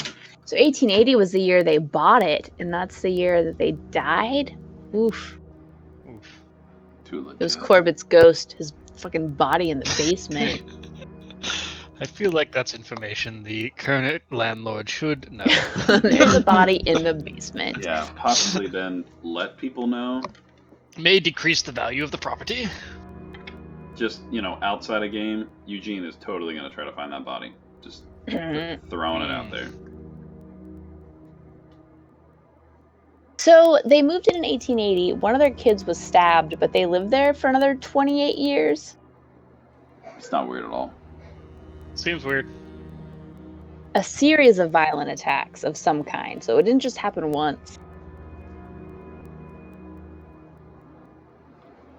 The oldest child went mad and killed himself with a kitchen knife. The family moved out, heartbroken at their loss. Where are you seeing that one? Ungodly heathens. You have to scroll down. Are you looking at the what haunts the house of Cop Hill Terrace? Yeah. Yeah, scroll down. Oh, shit. There's so much more. So There's much so more much to the more. story. Is the house haunted? Okay. Does some ungodly heathen threaten the good Christian folks of Cop Hill? Fled the house in the middle of the night, moved to California. Perhaps there's something wrong with the water, or some disease still lingers there. Why is it Where after the was kids? built. In any case, anyone Maybe who they're not dares good live Christian there folk. had better be brave and strong, for they take their lives into their own hands. That's how Clarence Shit. sounds when he's typing. Yeah, I believe you. I Hell, want to get to man. this house so bad. So we gotta go crazy and stab ourselves. Yes. You know it's going to happen. It's going to be Milton. When did... So did anything weird happen before Corbitt bought it? Or is it all Good just point. Corbitt? Mhm. It's Corbett. It's because he's got Sure, It's all it the seems just like Comic-Con. it's just Corbitt. Yeah, because nothing weird happened to the Webbers, right? Yeah. He They died just- of natural he- causes. Yeah, it's all Corbitt. Guy's into some weird shit. Yeah, and he buried himself in the We're gonna basement. get to the bottom of it. Yeah, totally. Clearly something Oh, in hey, the Andy. water. Totally secular shit, though. It's totally secular shit. A French family. You guys having fun so far? Is this Yeah. scratching an itch? Oh yeah, this is cool. I feel like It's next. different. I like it's different. Yeah, next section. Next. Yep. Yep. Next Hey, section. these I'm gonna words. dress up. Yeah, do it. I'm gonna get a pipe. Role play. It's gonna be good. Awesome. So, do you guys want to try anything else in the Boston Globe? It looks like you've gone through the 20 Sheafe Street. I don't think we'd have any other reason to search anything else, right? I mean, from information that we have. Yeah. Yep. Yeah, but she does say that if there were any records before 1878, they don't have them. Lester, is there anything else you'd like to see here? I'm back. Sorry. No, I'm good. Excellent. Well, what's her name? Ruth? Ruth. Ruth, it was a pleasure. I appreciate it. Thank you again. She takes your light flirting, seems to take it really to heart. Not many people come down here, so I reach out for her hand. she's very excited. She takes your I hand. kiss it. Clearly a waste to be in this sweltering heat, and I take off my hat.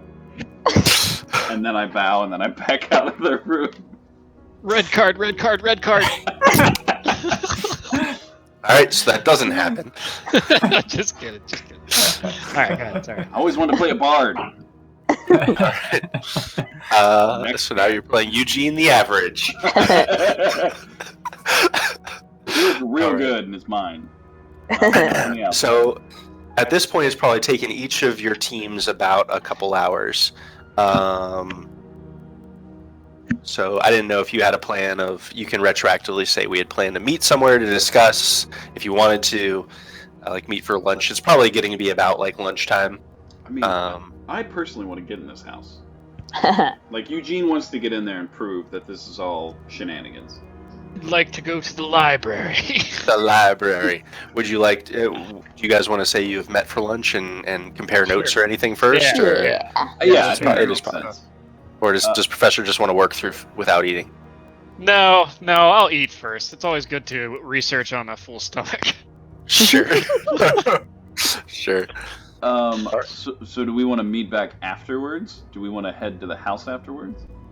I suppose there wouldn't be any harm in staying over in the house tonight. I see no reason at all. Our goal is to go there anyways, so we might as well pack up our accommodations and head that way this evening. So investigate and then meet there for dinner.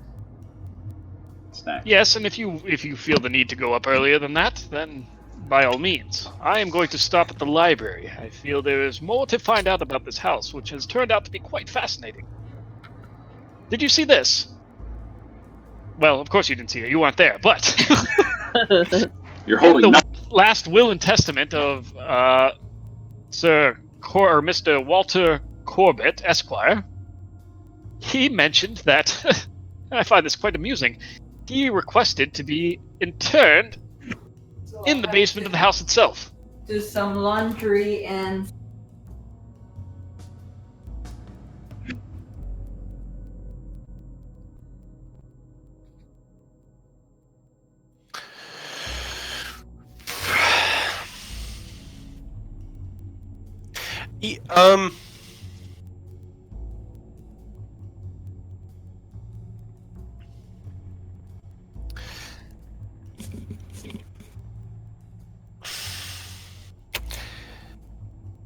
Go ahead and roll your occult. Oh, while he's doing that, I'm going to continue down. Like, It's the strangest now, I thing I've ever assume heard. that none of Mr. Knott's other tenants knew of this fact, or else he would probably be having much more problems than he is already currently having. It seems that this Mr. Corbitt Esquire must have really loved this house to want to be buried there. Entombed. He did own it for quite a long time, so it's not out of the question. Though I do find it a bit odd. Yes, Professor, if you wouldn't mind, would you like to be entombed in your home? Well, I rest No. my case. Strange. it would really not matter where my remains be interned. Once we are gone, we are gone. But Indeed. if I was to step in the shoes of this Mr. Corbitt Esquire, perhaps he had some kind of sentimental connection to this house. I'm hoping to find out a little bit more. This has tickled a little bit of interest in me. I really thought this was going to be quite droll. Mr. Knott just wanted me to appraise the house for its historical worth, but now I'm a bit, I dare say, excited. Titillated. You want me to talk to this priest, maybe rough him up a little bit, get some information? Yes, that's a wonderful idea, but not the roughing up, of course. I think you could just maybe speak to him. Yeah, get him to talk. Yeah. I'm gonna look suspiciously at Jimmy and then continue. Yes, maybe see if he can give us more insight into why Mr. Corbitt made such a unique request. Alright. So you would know, since you already rolled a good check for like local information. Jimmy would know that the area that was referenced, the Where the church is. Cops Hill. Mm-hmm. Yeah, so that's the neighborhood that the house is in. That's where the house is. Okay. Yep. So probably the church is in the same neighborhood as the house. Okay. The Chapel of Contemplation. What did you find, gentlemen? We investigated a bit of the newspaper, talked to some interesting individuals, and we found this. And I tell them about it. Unpublished newspaper. It was. I didn't take it though. I just told them about it. Yeah. Strange. Very strange, in fact. Andy, are the names different in the draft versus the owners? I think they should all match up. I intended them all to match up. Okay. I was just Are they different? The Jones and Chandler, are those the tenants that they weren't the owners? Those are just tenants that were there. Is that? I don't know. Okay, I see. Okay. This is the stabbing that was mentioned on the death record. Here, James. Strange indeed. Yeah, you haven't encountered the Jones or the Chandlers yet. Okay. As Okay. far as names. Yeah, that's intentional. Okay. Huh.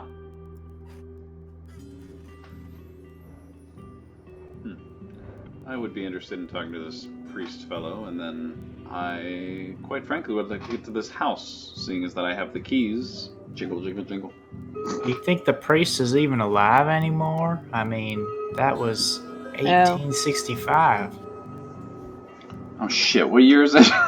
It's 24. No, that's true. He could It's be. 1924. Is your head all right? It seemed okay when I Long woke time up ago. this morning. Good catch, Lester. All right, so that was sold in 1880. Oh, yeah. Well, then perhaps I'll just take a walk around this property and wait for Well- you all to appear. If he's Could old, be it'll s- be even easier to rough up. Perhaps somebody there knows him. Could be, Or yeah. I've worked Someone with else him. at the church may know about it. Yeah. I'll find the old guy, rough him up, and I'll find a young, impressionable guy and rough him up. Perhaps Full I'll of go with Jimmy. contemplation. Cops Hill. Very well, I will meet you all at the house after I make a brief. Now, Foray hang into the on, central hang on, library. just a minute. No offense, but if this house makes people do weird things and stab themselves, I don't know that anyone. And he looks at the two Nerds. nerds specifically should be going by themselves to this house where weird things happen. Professor leans back in his chair and just kind of guffaws. Ha! You think a murderer is going to come and find me in the library? Jimmy just shrugs and says, I get the distinct impression that I was hired for my muscle, not my brains. And part of my job is to keep you safe. So I don't think anyone should go to the house by themselves. Very well. Especially you two. Then, shall we meet back here then? Then head to the house so that we are safely under the protection of our bodyguard. Jimmy nods. Very well. They make a Jim- fine steak pie here.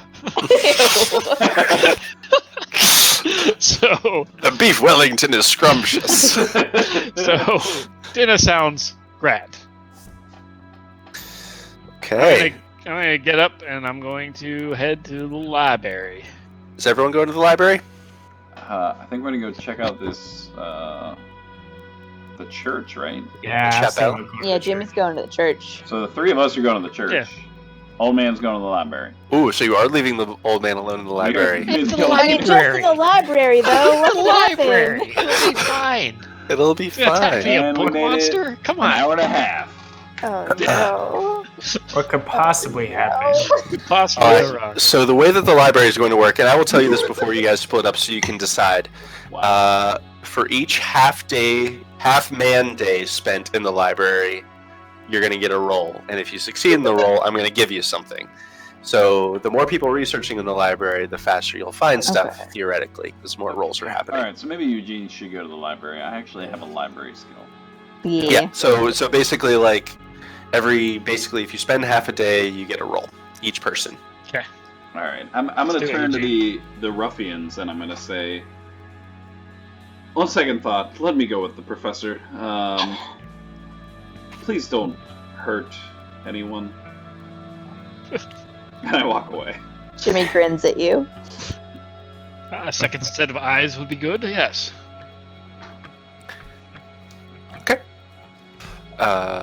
So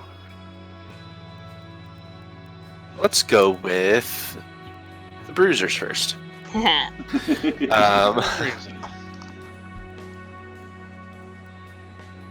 So as you're approaching the Cops Hill neighborhood, you notice that most of the people who lived in this area before the Great War have either moved away or died. This is kind of a stagnating area. It is kind of a nicely built up area. But you see that there are some kind of new offices and businesses replacing the old 19th century homes. So like there's some new architecture going up, but a lot of the old residences seem to be kind of in disarray.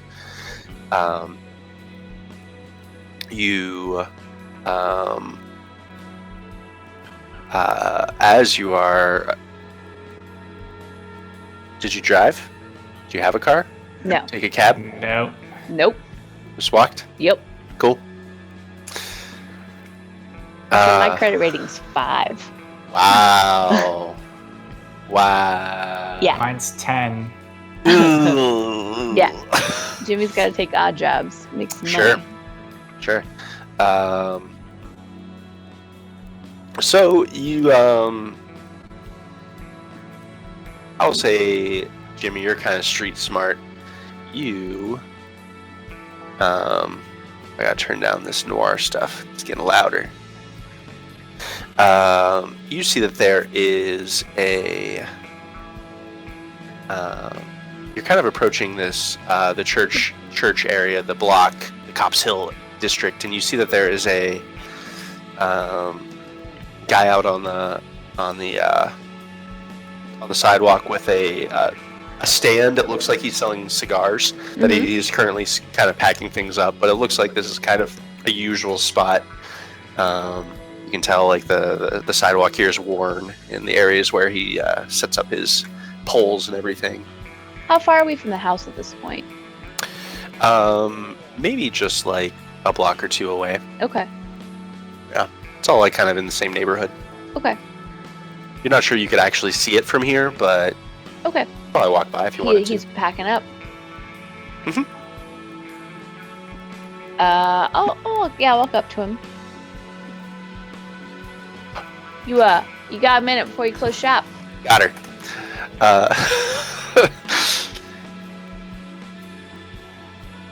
Hey, you're new to these parts. Yeah. My name's Jimmy. Nice to meet you, Jimmy. I'm Clyde.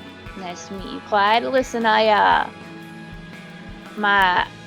wife's expecting. Got her in the family way, you know, when we're looking for a new place to live.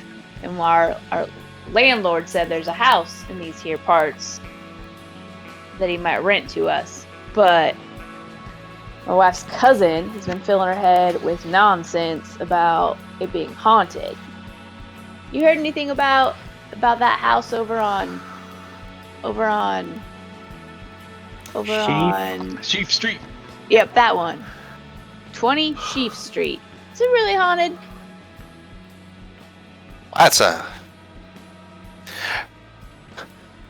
First off, that's a lot of questions to answer. 1 second.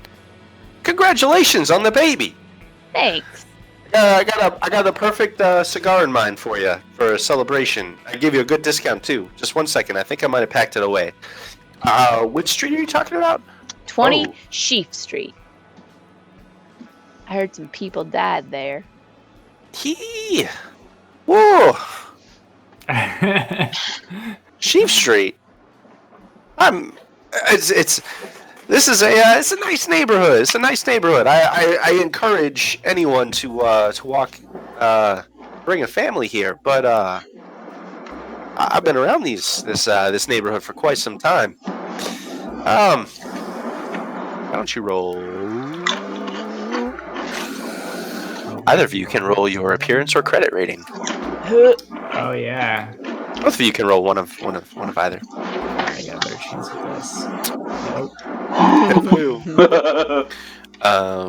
All that means is that he's not going to be immediately forthcoming. Yeah. So you guys can try through role play to get at him through different means. I wouldn't even bother with the house. There are plenty of other houses here. It's a really nice neighborhood. I do recommend it. My family lives here. It's beautiful. See, Now, here's the thing. Like, starting to pull out a cigar. I'm gonna be honest with you. Not exactly loaded. My wife, she really wants a nice place to raise our family. Well, her cousin told her that this house is a good deal, but then her other cousin told her that it wasn't a good deal because it's haunted. Now, I'm just trying to do right by my family. And he's going to talk about how Rosie is so deserving and blah, blah, blah. I'm going to do my fast talk. Sure, yeah, that sounds like a fast talk. Okay. Go for it. And how I want to get a good house for her, but I don't want to put her in danger. Sure. Regular success. Got it. Oh, Barely. Yeah. wow. Okay. So he says, "Look, I'm sure she's a nice girl. She sounds like a nice girl. This he She's a considers real you for a nice second. girl. Absolutely. What I'm saying is, I just don't know if that's the right house for you. That's all I'm saying. Maybe the cigar's not the right cigar for you." He goes like 2 boxes down and pulls out a different cigar. That's like a little bit. You saying she's not good enough for that house? Whoa! What I'm saying is, a lot of people aren't happy in that house. That's all. You seem like a nice kid, Yeah, I am. Real nice kid. and you're gonna marry a nice kid. Yeah. So look. Here's the thing. That house, it's got a curse. You seem like a nice kid, like I said. He's kind of looking over your shoulder now at Lester, just like loitering. So he kind of looks over at Loiter and says, "In point of order, what weapons do you guys carry, and are you actually carrying them? What's your like routine walkabout situation? I figure we should probably establish this now before you end up in some combat situation." Jimmy's got a revolver in the small of his back. Sure. Under his coat. Lester's got his garrote and his knife, a small knife, just hidden in some pockets. He also has a shotgun, but he doesn't have it with him. Just strapped to his bag. Does he keep it like in a bag in his room or something like that? He probably case? keeps it. Yeah, like some old, duffel bag, that he got from the war or canvas. something. Yeah. Okay. Sure. Yeah. It's probably That's like his luggage. Yeah, that makes sense. Okay, so neither of you are like visibly armed at the moment. No. No. But you both also look like toughs, like street toughs. Yeah, Jimmy For is. sure. Yeah. So he's Listen, just kinda- mister, are you scared of something? Something about this house scared you? We just want to know what it is. All I'm saying, and I'm not the only one, mind you. I'm not the only one, but this whole community would have been a lot happier if Corbitt and his old church thing moved out a long time before he died. That's all I'm saying. Well, what's the church got to do with the house?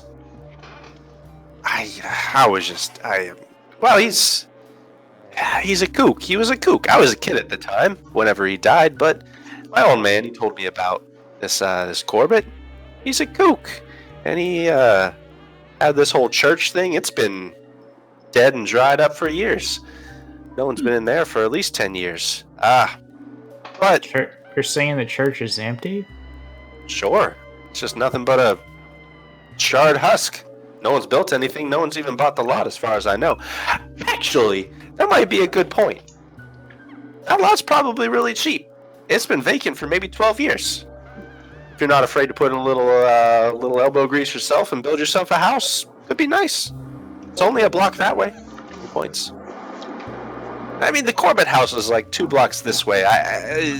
Like I said, I wouldn't bother. There's been 3 or 4 families through at this point. All of them leave in tears. I don't want to see that happen to a nice kid like you. But there are plenty of places in this neighborhood to come. I mean, it's a great neighborhood. I've been here my whole life. What kind of church was it? Was it a good Christian church or one of those weirdo cults? I mean, I don't want to cast any aspersions on people. Frankly, It's gone. it's gone. Between you and me, and I don't want to become no gossip in the neighborhood. But I have to say, there's some rumors that they were dabbling in some witchcraft. Perhaps, conjuring the spirits of Satan. If you catch my drift. That don't sound like no kind of Christian church to me. You No, want me to no, it build a does not. house for my wife and my baby on the grounds of some cult that conjured Satan? Lester's gonna like kind of hold on to Jimmy, like pretending to like hold him back. Easy now, easy. Look. I don't mean to get involved in your business. I thought it might be a help. You said you're strapped for cash. That's the cheapest place I could think of. But honestly, please, kid, you seem nice, I am nice. and especially if you're ladies with child, don't go there. Don't go there. I wouldn't set my kid within 30 feet of that place. I wouldn't let him. If I ever knew my kid went past the fronts of that place, I'd beat him so raw you wouldn't see Tuesday. Shouldn't beat your kids. I Yeah, would. that ain't real nice. That ain't Christian like. I've never laid a finger on my kid in my life, and I tell you now, man to man, if I knew he walked onto that property, I'd hide him. I wouldn't hide him for anything else. Jimmy leans forward and he puts his big hands on the guy's counter. And he leans and gets really close and he says, I appreciate that. And he like pats him on the cheek. Too many kids died in there. He nods. And he walks away. All right. I've been trying to put clues in here, but if you guys want, just go up to the little pencil thing and you can submit your own clues.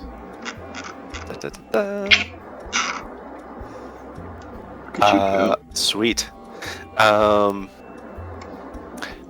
So how about we pause for you fellas and we'll go Yeah. to the boys in the library. Yeah. The library. Library boys! So exciting! Professor, let's roll. Yeah! Oh!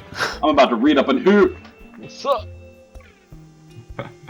All right. Cool. Both of you may roll me a library use. The library. Sexy. Sexy. This is library use for the Library evening. use. Oh, Ooh, good roll, good roll, good roll. extreme. I'm so extreme. Free library use. I'm like the X Games of Oh, library you- use. It would only take one of your luck to bump Oh, it that only down. take one?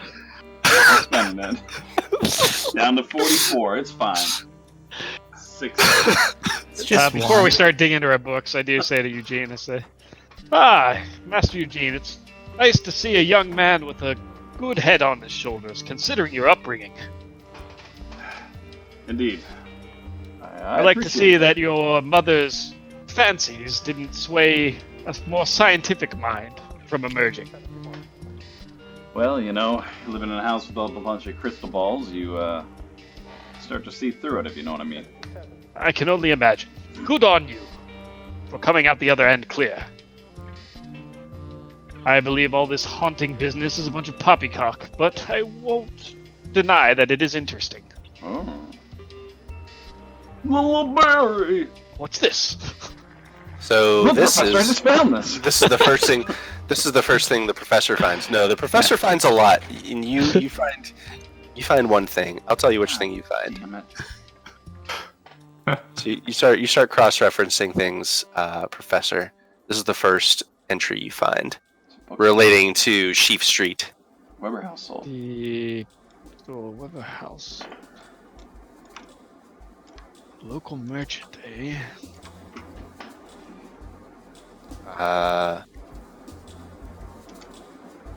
Let's see.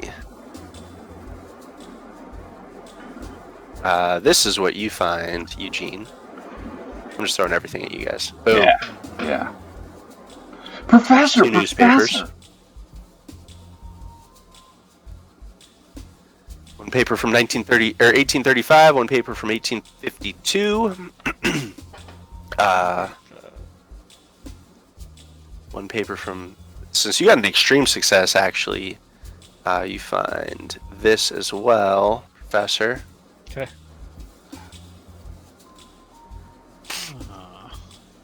There's a bit of blood on it. Walter Corbitt. He's a lawyer, huh? The worst types.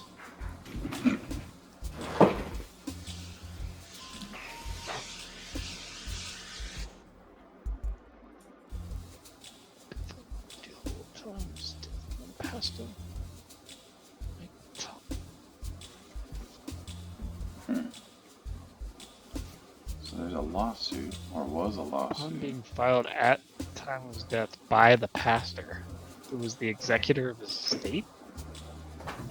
Yep, that was in his will.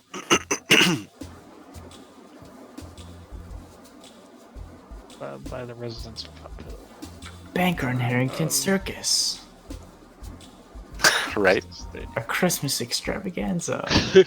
So I don't want to show you too far behind the curtain, but there's a school website where you can like type an article and it'll just like make a That's badass. newspaper page for you and just That's like shove your article in the middle of it. So it looks like a real newspaper. That's cool.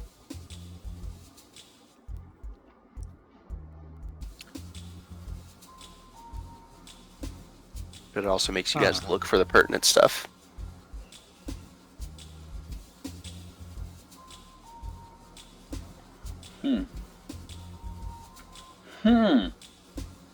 Serious habits and inauspicious demeanor. All right. You also catch a very short snippet in 1912. I don't have a clip from this one, I don't think. 1912, there was a police report of a short newspaper article about a police raid at the Chapel of Contemplation. Many lives were lost in the ensuing gunfight and fire. What? When was this? 1912. There's a gunfight at the church? Yep. Jesus. All right. So gunfight and fire. Temple of Contemplation. Wow. Fight 1912. You said, right? Mm-hmm. And Jimmy and Lester, you went to the church? Who was the guy you were talking to? I missed that. He was just like a Bystander. newspaper stand guy on the corner. We haven't made it to the church yet. Extra. But he said the Cigar church is burned down. Hmm. So no one's at the church anymore. Said for at least 10 years, no one's been in the church. Yeah. Interesting. Well, now when we figured out about the burning, Yeah. about that church burning down. And even with your extreme success, they actually don't have any official police reports about what would have happened during that raid in 1912. Oh. So Suspicious. it is suggested by the librarian here that if you wanted more information, you would have to go to the police. Mm. The popos. But do you guys have anything else you would like to discuss before we zip back over to the gentleman of the street? I need to study this a little bit more. Absolutely. I'll give you time. Now's a good time for it. All right, back to Lester and Jimmy. What are you guys doing? I think we should head to that church and check it out. All right. Think there's going to be anything left over there? Yeah, might be some sort of clues. All right. What is it? It's like broad daylight. It's getting to be a little dark. It probably took you about an hour or so to walk over here Okay. from where you were. So, actually, I guess it would be like in the afternoon. You talked to the guy for like 15 or 20 minutes, so it's probably like 2 o'clock. So it's probably still late. How much like activity is on the street in this neighborhood?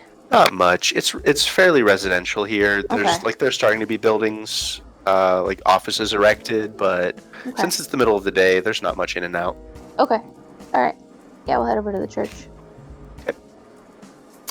What is left of the old church stands at the end of a crooked, dingy street. The ruins are so weathered and overgrown with greenery, the gray stone rubble seems more like natural stone than former walls and foundations. You pass a slumping wall bearing white painted symbols, apparently freshly painted. Freshly painted. What? What?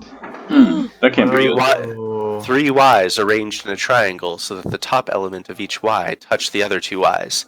In the center, so created, is painted a staring eye. Oh no. It's probably fine. No, it's not. Hmm. This is fresh. Okay. I don't like that. Uh-uh. How much of the structure of the church is still intact? It's so as you're looking at it, as you're approaching, Lester,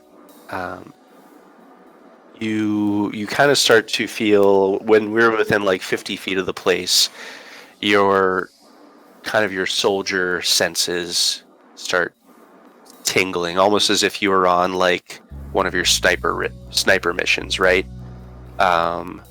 Just that tingle that lets you know, like, get out of there. Someone's onto you. They know your spot. It's that tension you feel kind of in the back of your neck that just nothing looks wrong, but something's not right. The ruins themselves are burned and collapsed. Whatever wood is left is kind of like rotten and broken down. Yeah. But it looks pretty treacherous to climb around in it, but you could if you would like to. Lester's gonna grab Jimmy's arm and be like, something ain't right here. I don't know what it is, but I don't like it. Jimmy just nods and looks around carefully, trying to see if like there's anyone around or watching us or anything. Go ahead and make a spot hidden. Regular success. You don't see anyone. Don't see anyone following you. You want to meet back up with them and then go to the house?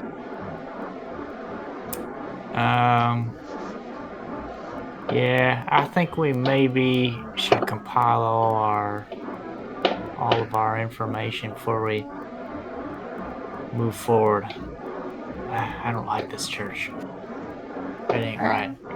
Alright. Something ain't right here. Something ain't right. Shouldn't have done that. He took the boy. Alright, Jimmy just nods and kind of like looks around uneasily. Mm-hmm. You got the symbol, right? Did I link the symbol? Yeah, with that eye and the triangle. Yep. Yeah. All the notes. Dane, are you compiling notes? I'm organizing them now. Look at you. That is. Yeah. What is that? Do you like the investigator thing so far? That's pretty cool. Oh, I like it. Okay. So, probably by the time Lester and Jimmy walk back to the area where the hotel is, wherever you were going to meet for dinner, you guys would have finished up your half day of research. Research. And it'll be just about evening, dinner time, and moving on to evening. Alright. Professor, you said their meat pie was good? Perhaps we should meet up with the rest. Yes. Let's go. I think we've gotten everything we can for now. I love the. I feel extremely successful. So It's not creepy at all. it's supposed to be real creepy. It's supposed to be like, so they took like 1920s hit songs and like warped all the vocals to be like real weird. They're With the nailing same, it. yep. They are nailing it. I think the record player in the corner is slowed down just a. Just a smidge. Alright, we all meet back up for dinner. Sure. Uh-huh.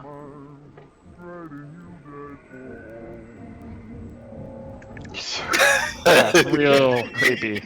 So we found these, and we talk about these newspaper clippings.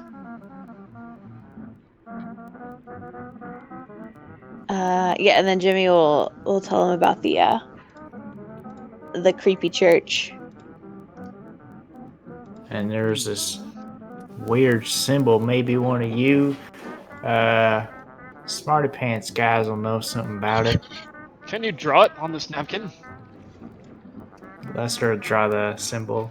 Sure. Yeah, it's easy enough to draw. You can do it. Yeah, does that ring any kind of recollection? Have we ever seen that before? Looks like hooligan graffiti to me.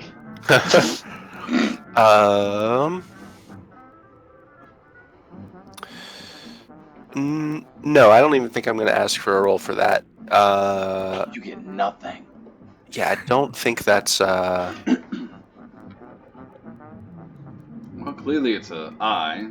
Some cultures, they see it as an all-seeing eye. Yeah, it could be. Held in loft by what only can be described as slingshots. That's the only description that can be. All right. Only be called slingshots. For a moment, you were like, Eugene, you're onto something. You're almost there.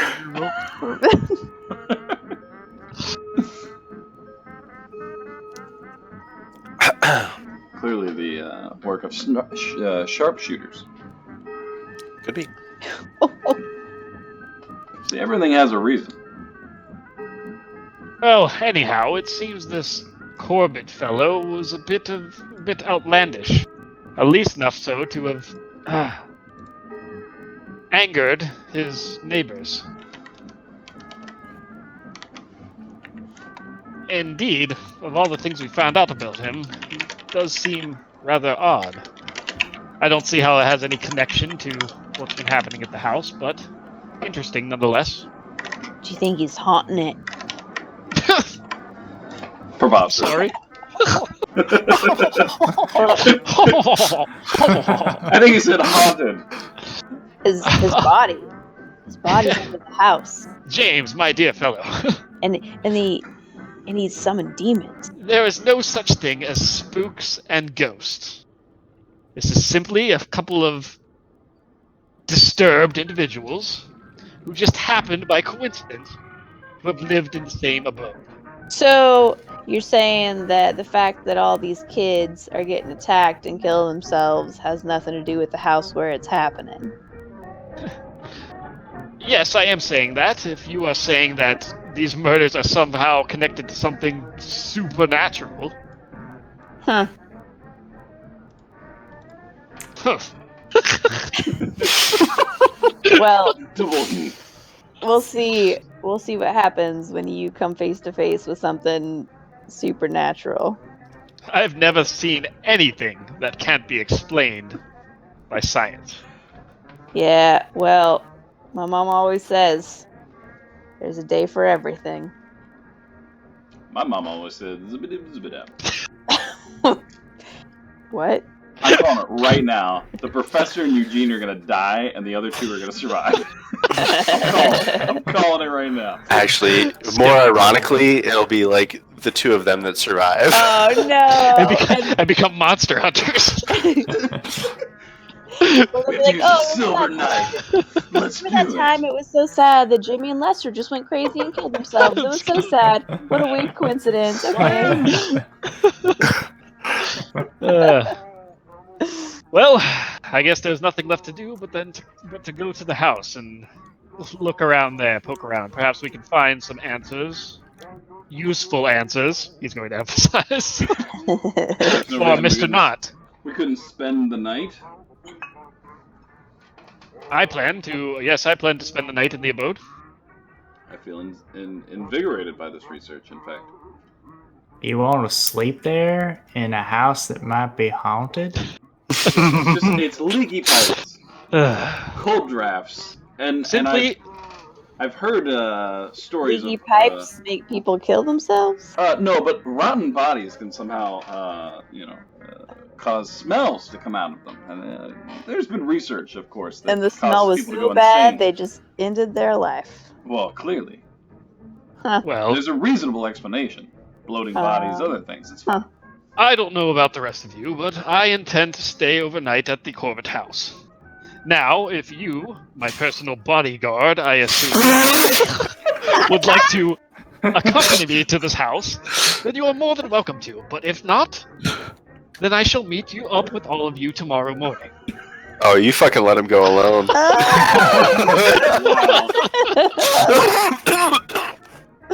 The professor is also kind of an ass. He's Uh-huh, smart, yeah. which makes him an ass. We show up in the morning, he's just like totally batshit in a corner. He's got like 50 points in intimidation for being a frail I do. old dude. Yeah, he intimidates the students. That's why I put that in there. That's awesome. Well, So you guys have a nice hotel room or a hotel you could stay in. You have a house you could stay in. You could go to the Chapel of Contemplation. It is growing late. Not quite dark, but it is growing dark. There is something weird I don't like about that chapel. The Mr. Corbitt, he seemed real close to the pastor there, but then that cigar guy told us that the chapel wasn't actually a real Christian place. He said there's rumors about witchcraft and sorcery and such. So, and then it burns down, and there's the police, some sort of shootout. I don't will know. admit, all of those scenarios are odd. Something don't add up. He was the executor of Mr. Corbett's estate. Perhaps he was just an outlandish fellow, just like Mr. Corbitt. They tend to flock to one another. Well, let's go to the house and see if it smells like dead body and it makes us crazy and kill each other. You are giving me ideas for my next book. Very well. Shall we? All right. So Let me get my bag. you guys arrive just as the sun is dipping below the horizon at the old Corbitt House. Oh, it's not creepy at all. It's a brick building. It's overshadowed by taller, newer office buildings on either side. The house fronts the street. In the rear are overgrown plantings and a half-collapsed arbor. Access to the rear exists on either side of the residence. Studying the house, you are impressed by the way the house seems to withdraw into the shadows cast by the flanking buildings, and how the blank, curtained windows hide all understanding of what lies within. And as you guys are approaching the Corbitt House, I think that's a great time for us to call the session for tonight. Bam, we didn't die.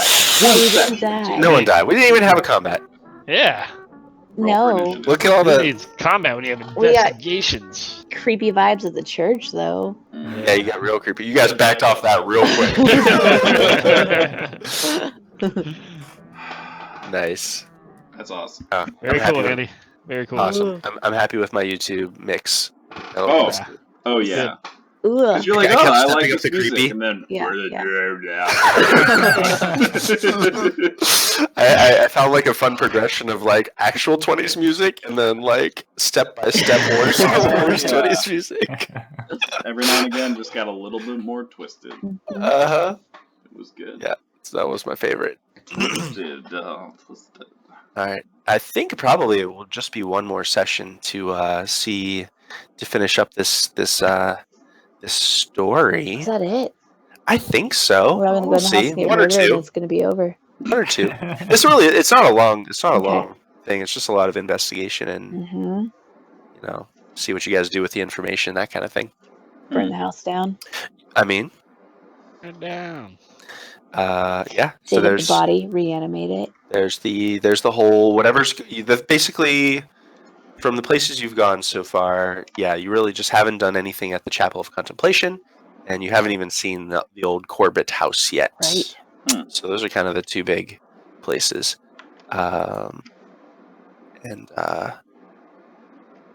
You also haven't learned much about what happened with the Macarios. Right. Excellent. Well, that so far, this is a pretty investigation heavy Call of Cthulhu scenario. I've started actually looking at a couple more, just Cool. on the chance that we're having a lot of fun and want to keep going. Because there are so many. I didn't realize how many. This game has actually been out since like the 80s. Call of Cthulhu and the Chaosium. Yeah, and has won a bunch of awards over the decades. So there are just piles of scenarios, and I have two more that I've been looking at that are also would be kind of a little bit different than this one, but also kind of fun. I don't know what's going to happen, and I don't think everyone's going to die. But But somebody's gonna die. next time on Call of Cthulhu, In my experience, one of the investigators will die. Will it be Professor Nelson Wagner, Maybe. Eugene Williams, Oh, it's Lester Eugene. McAdams, It's totally or Eugene. Jimmy. Nah. Uh, It's Eugene.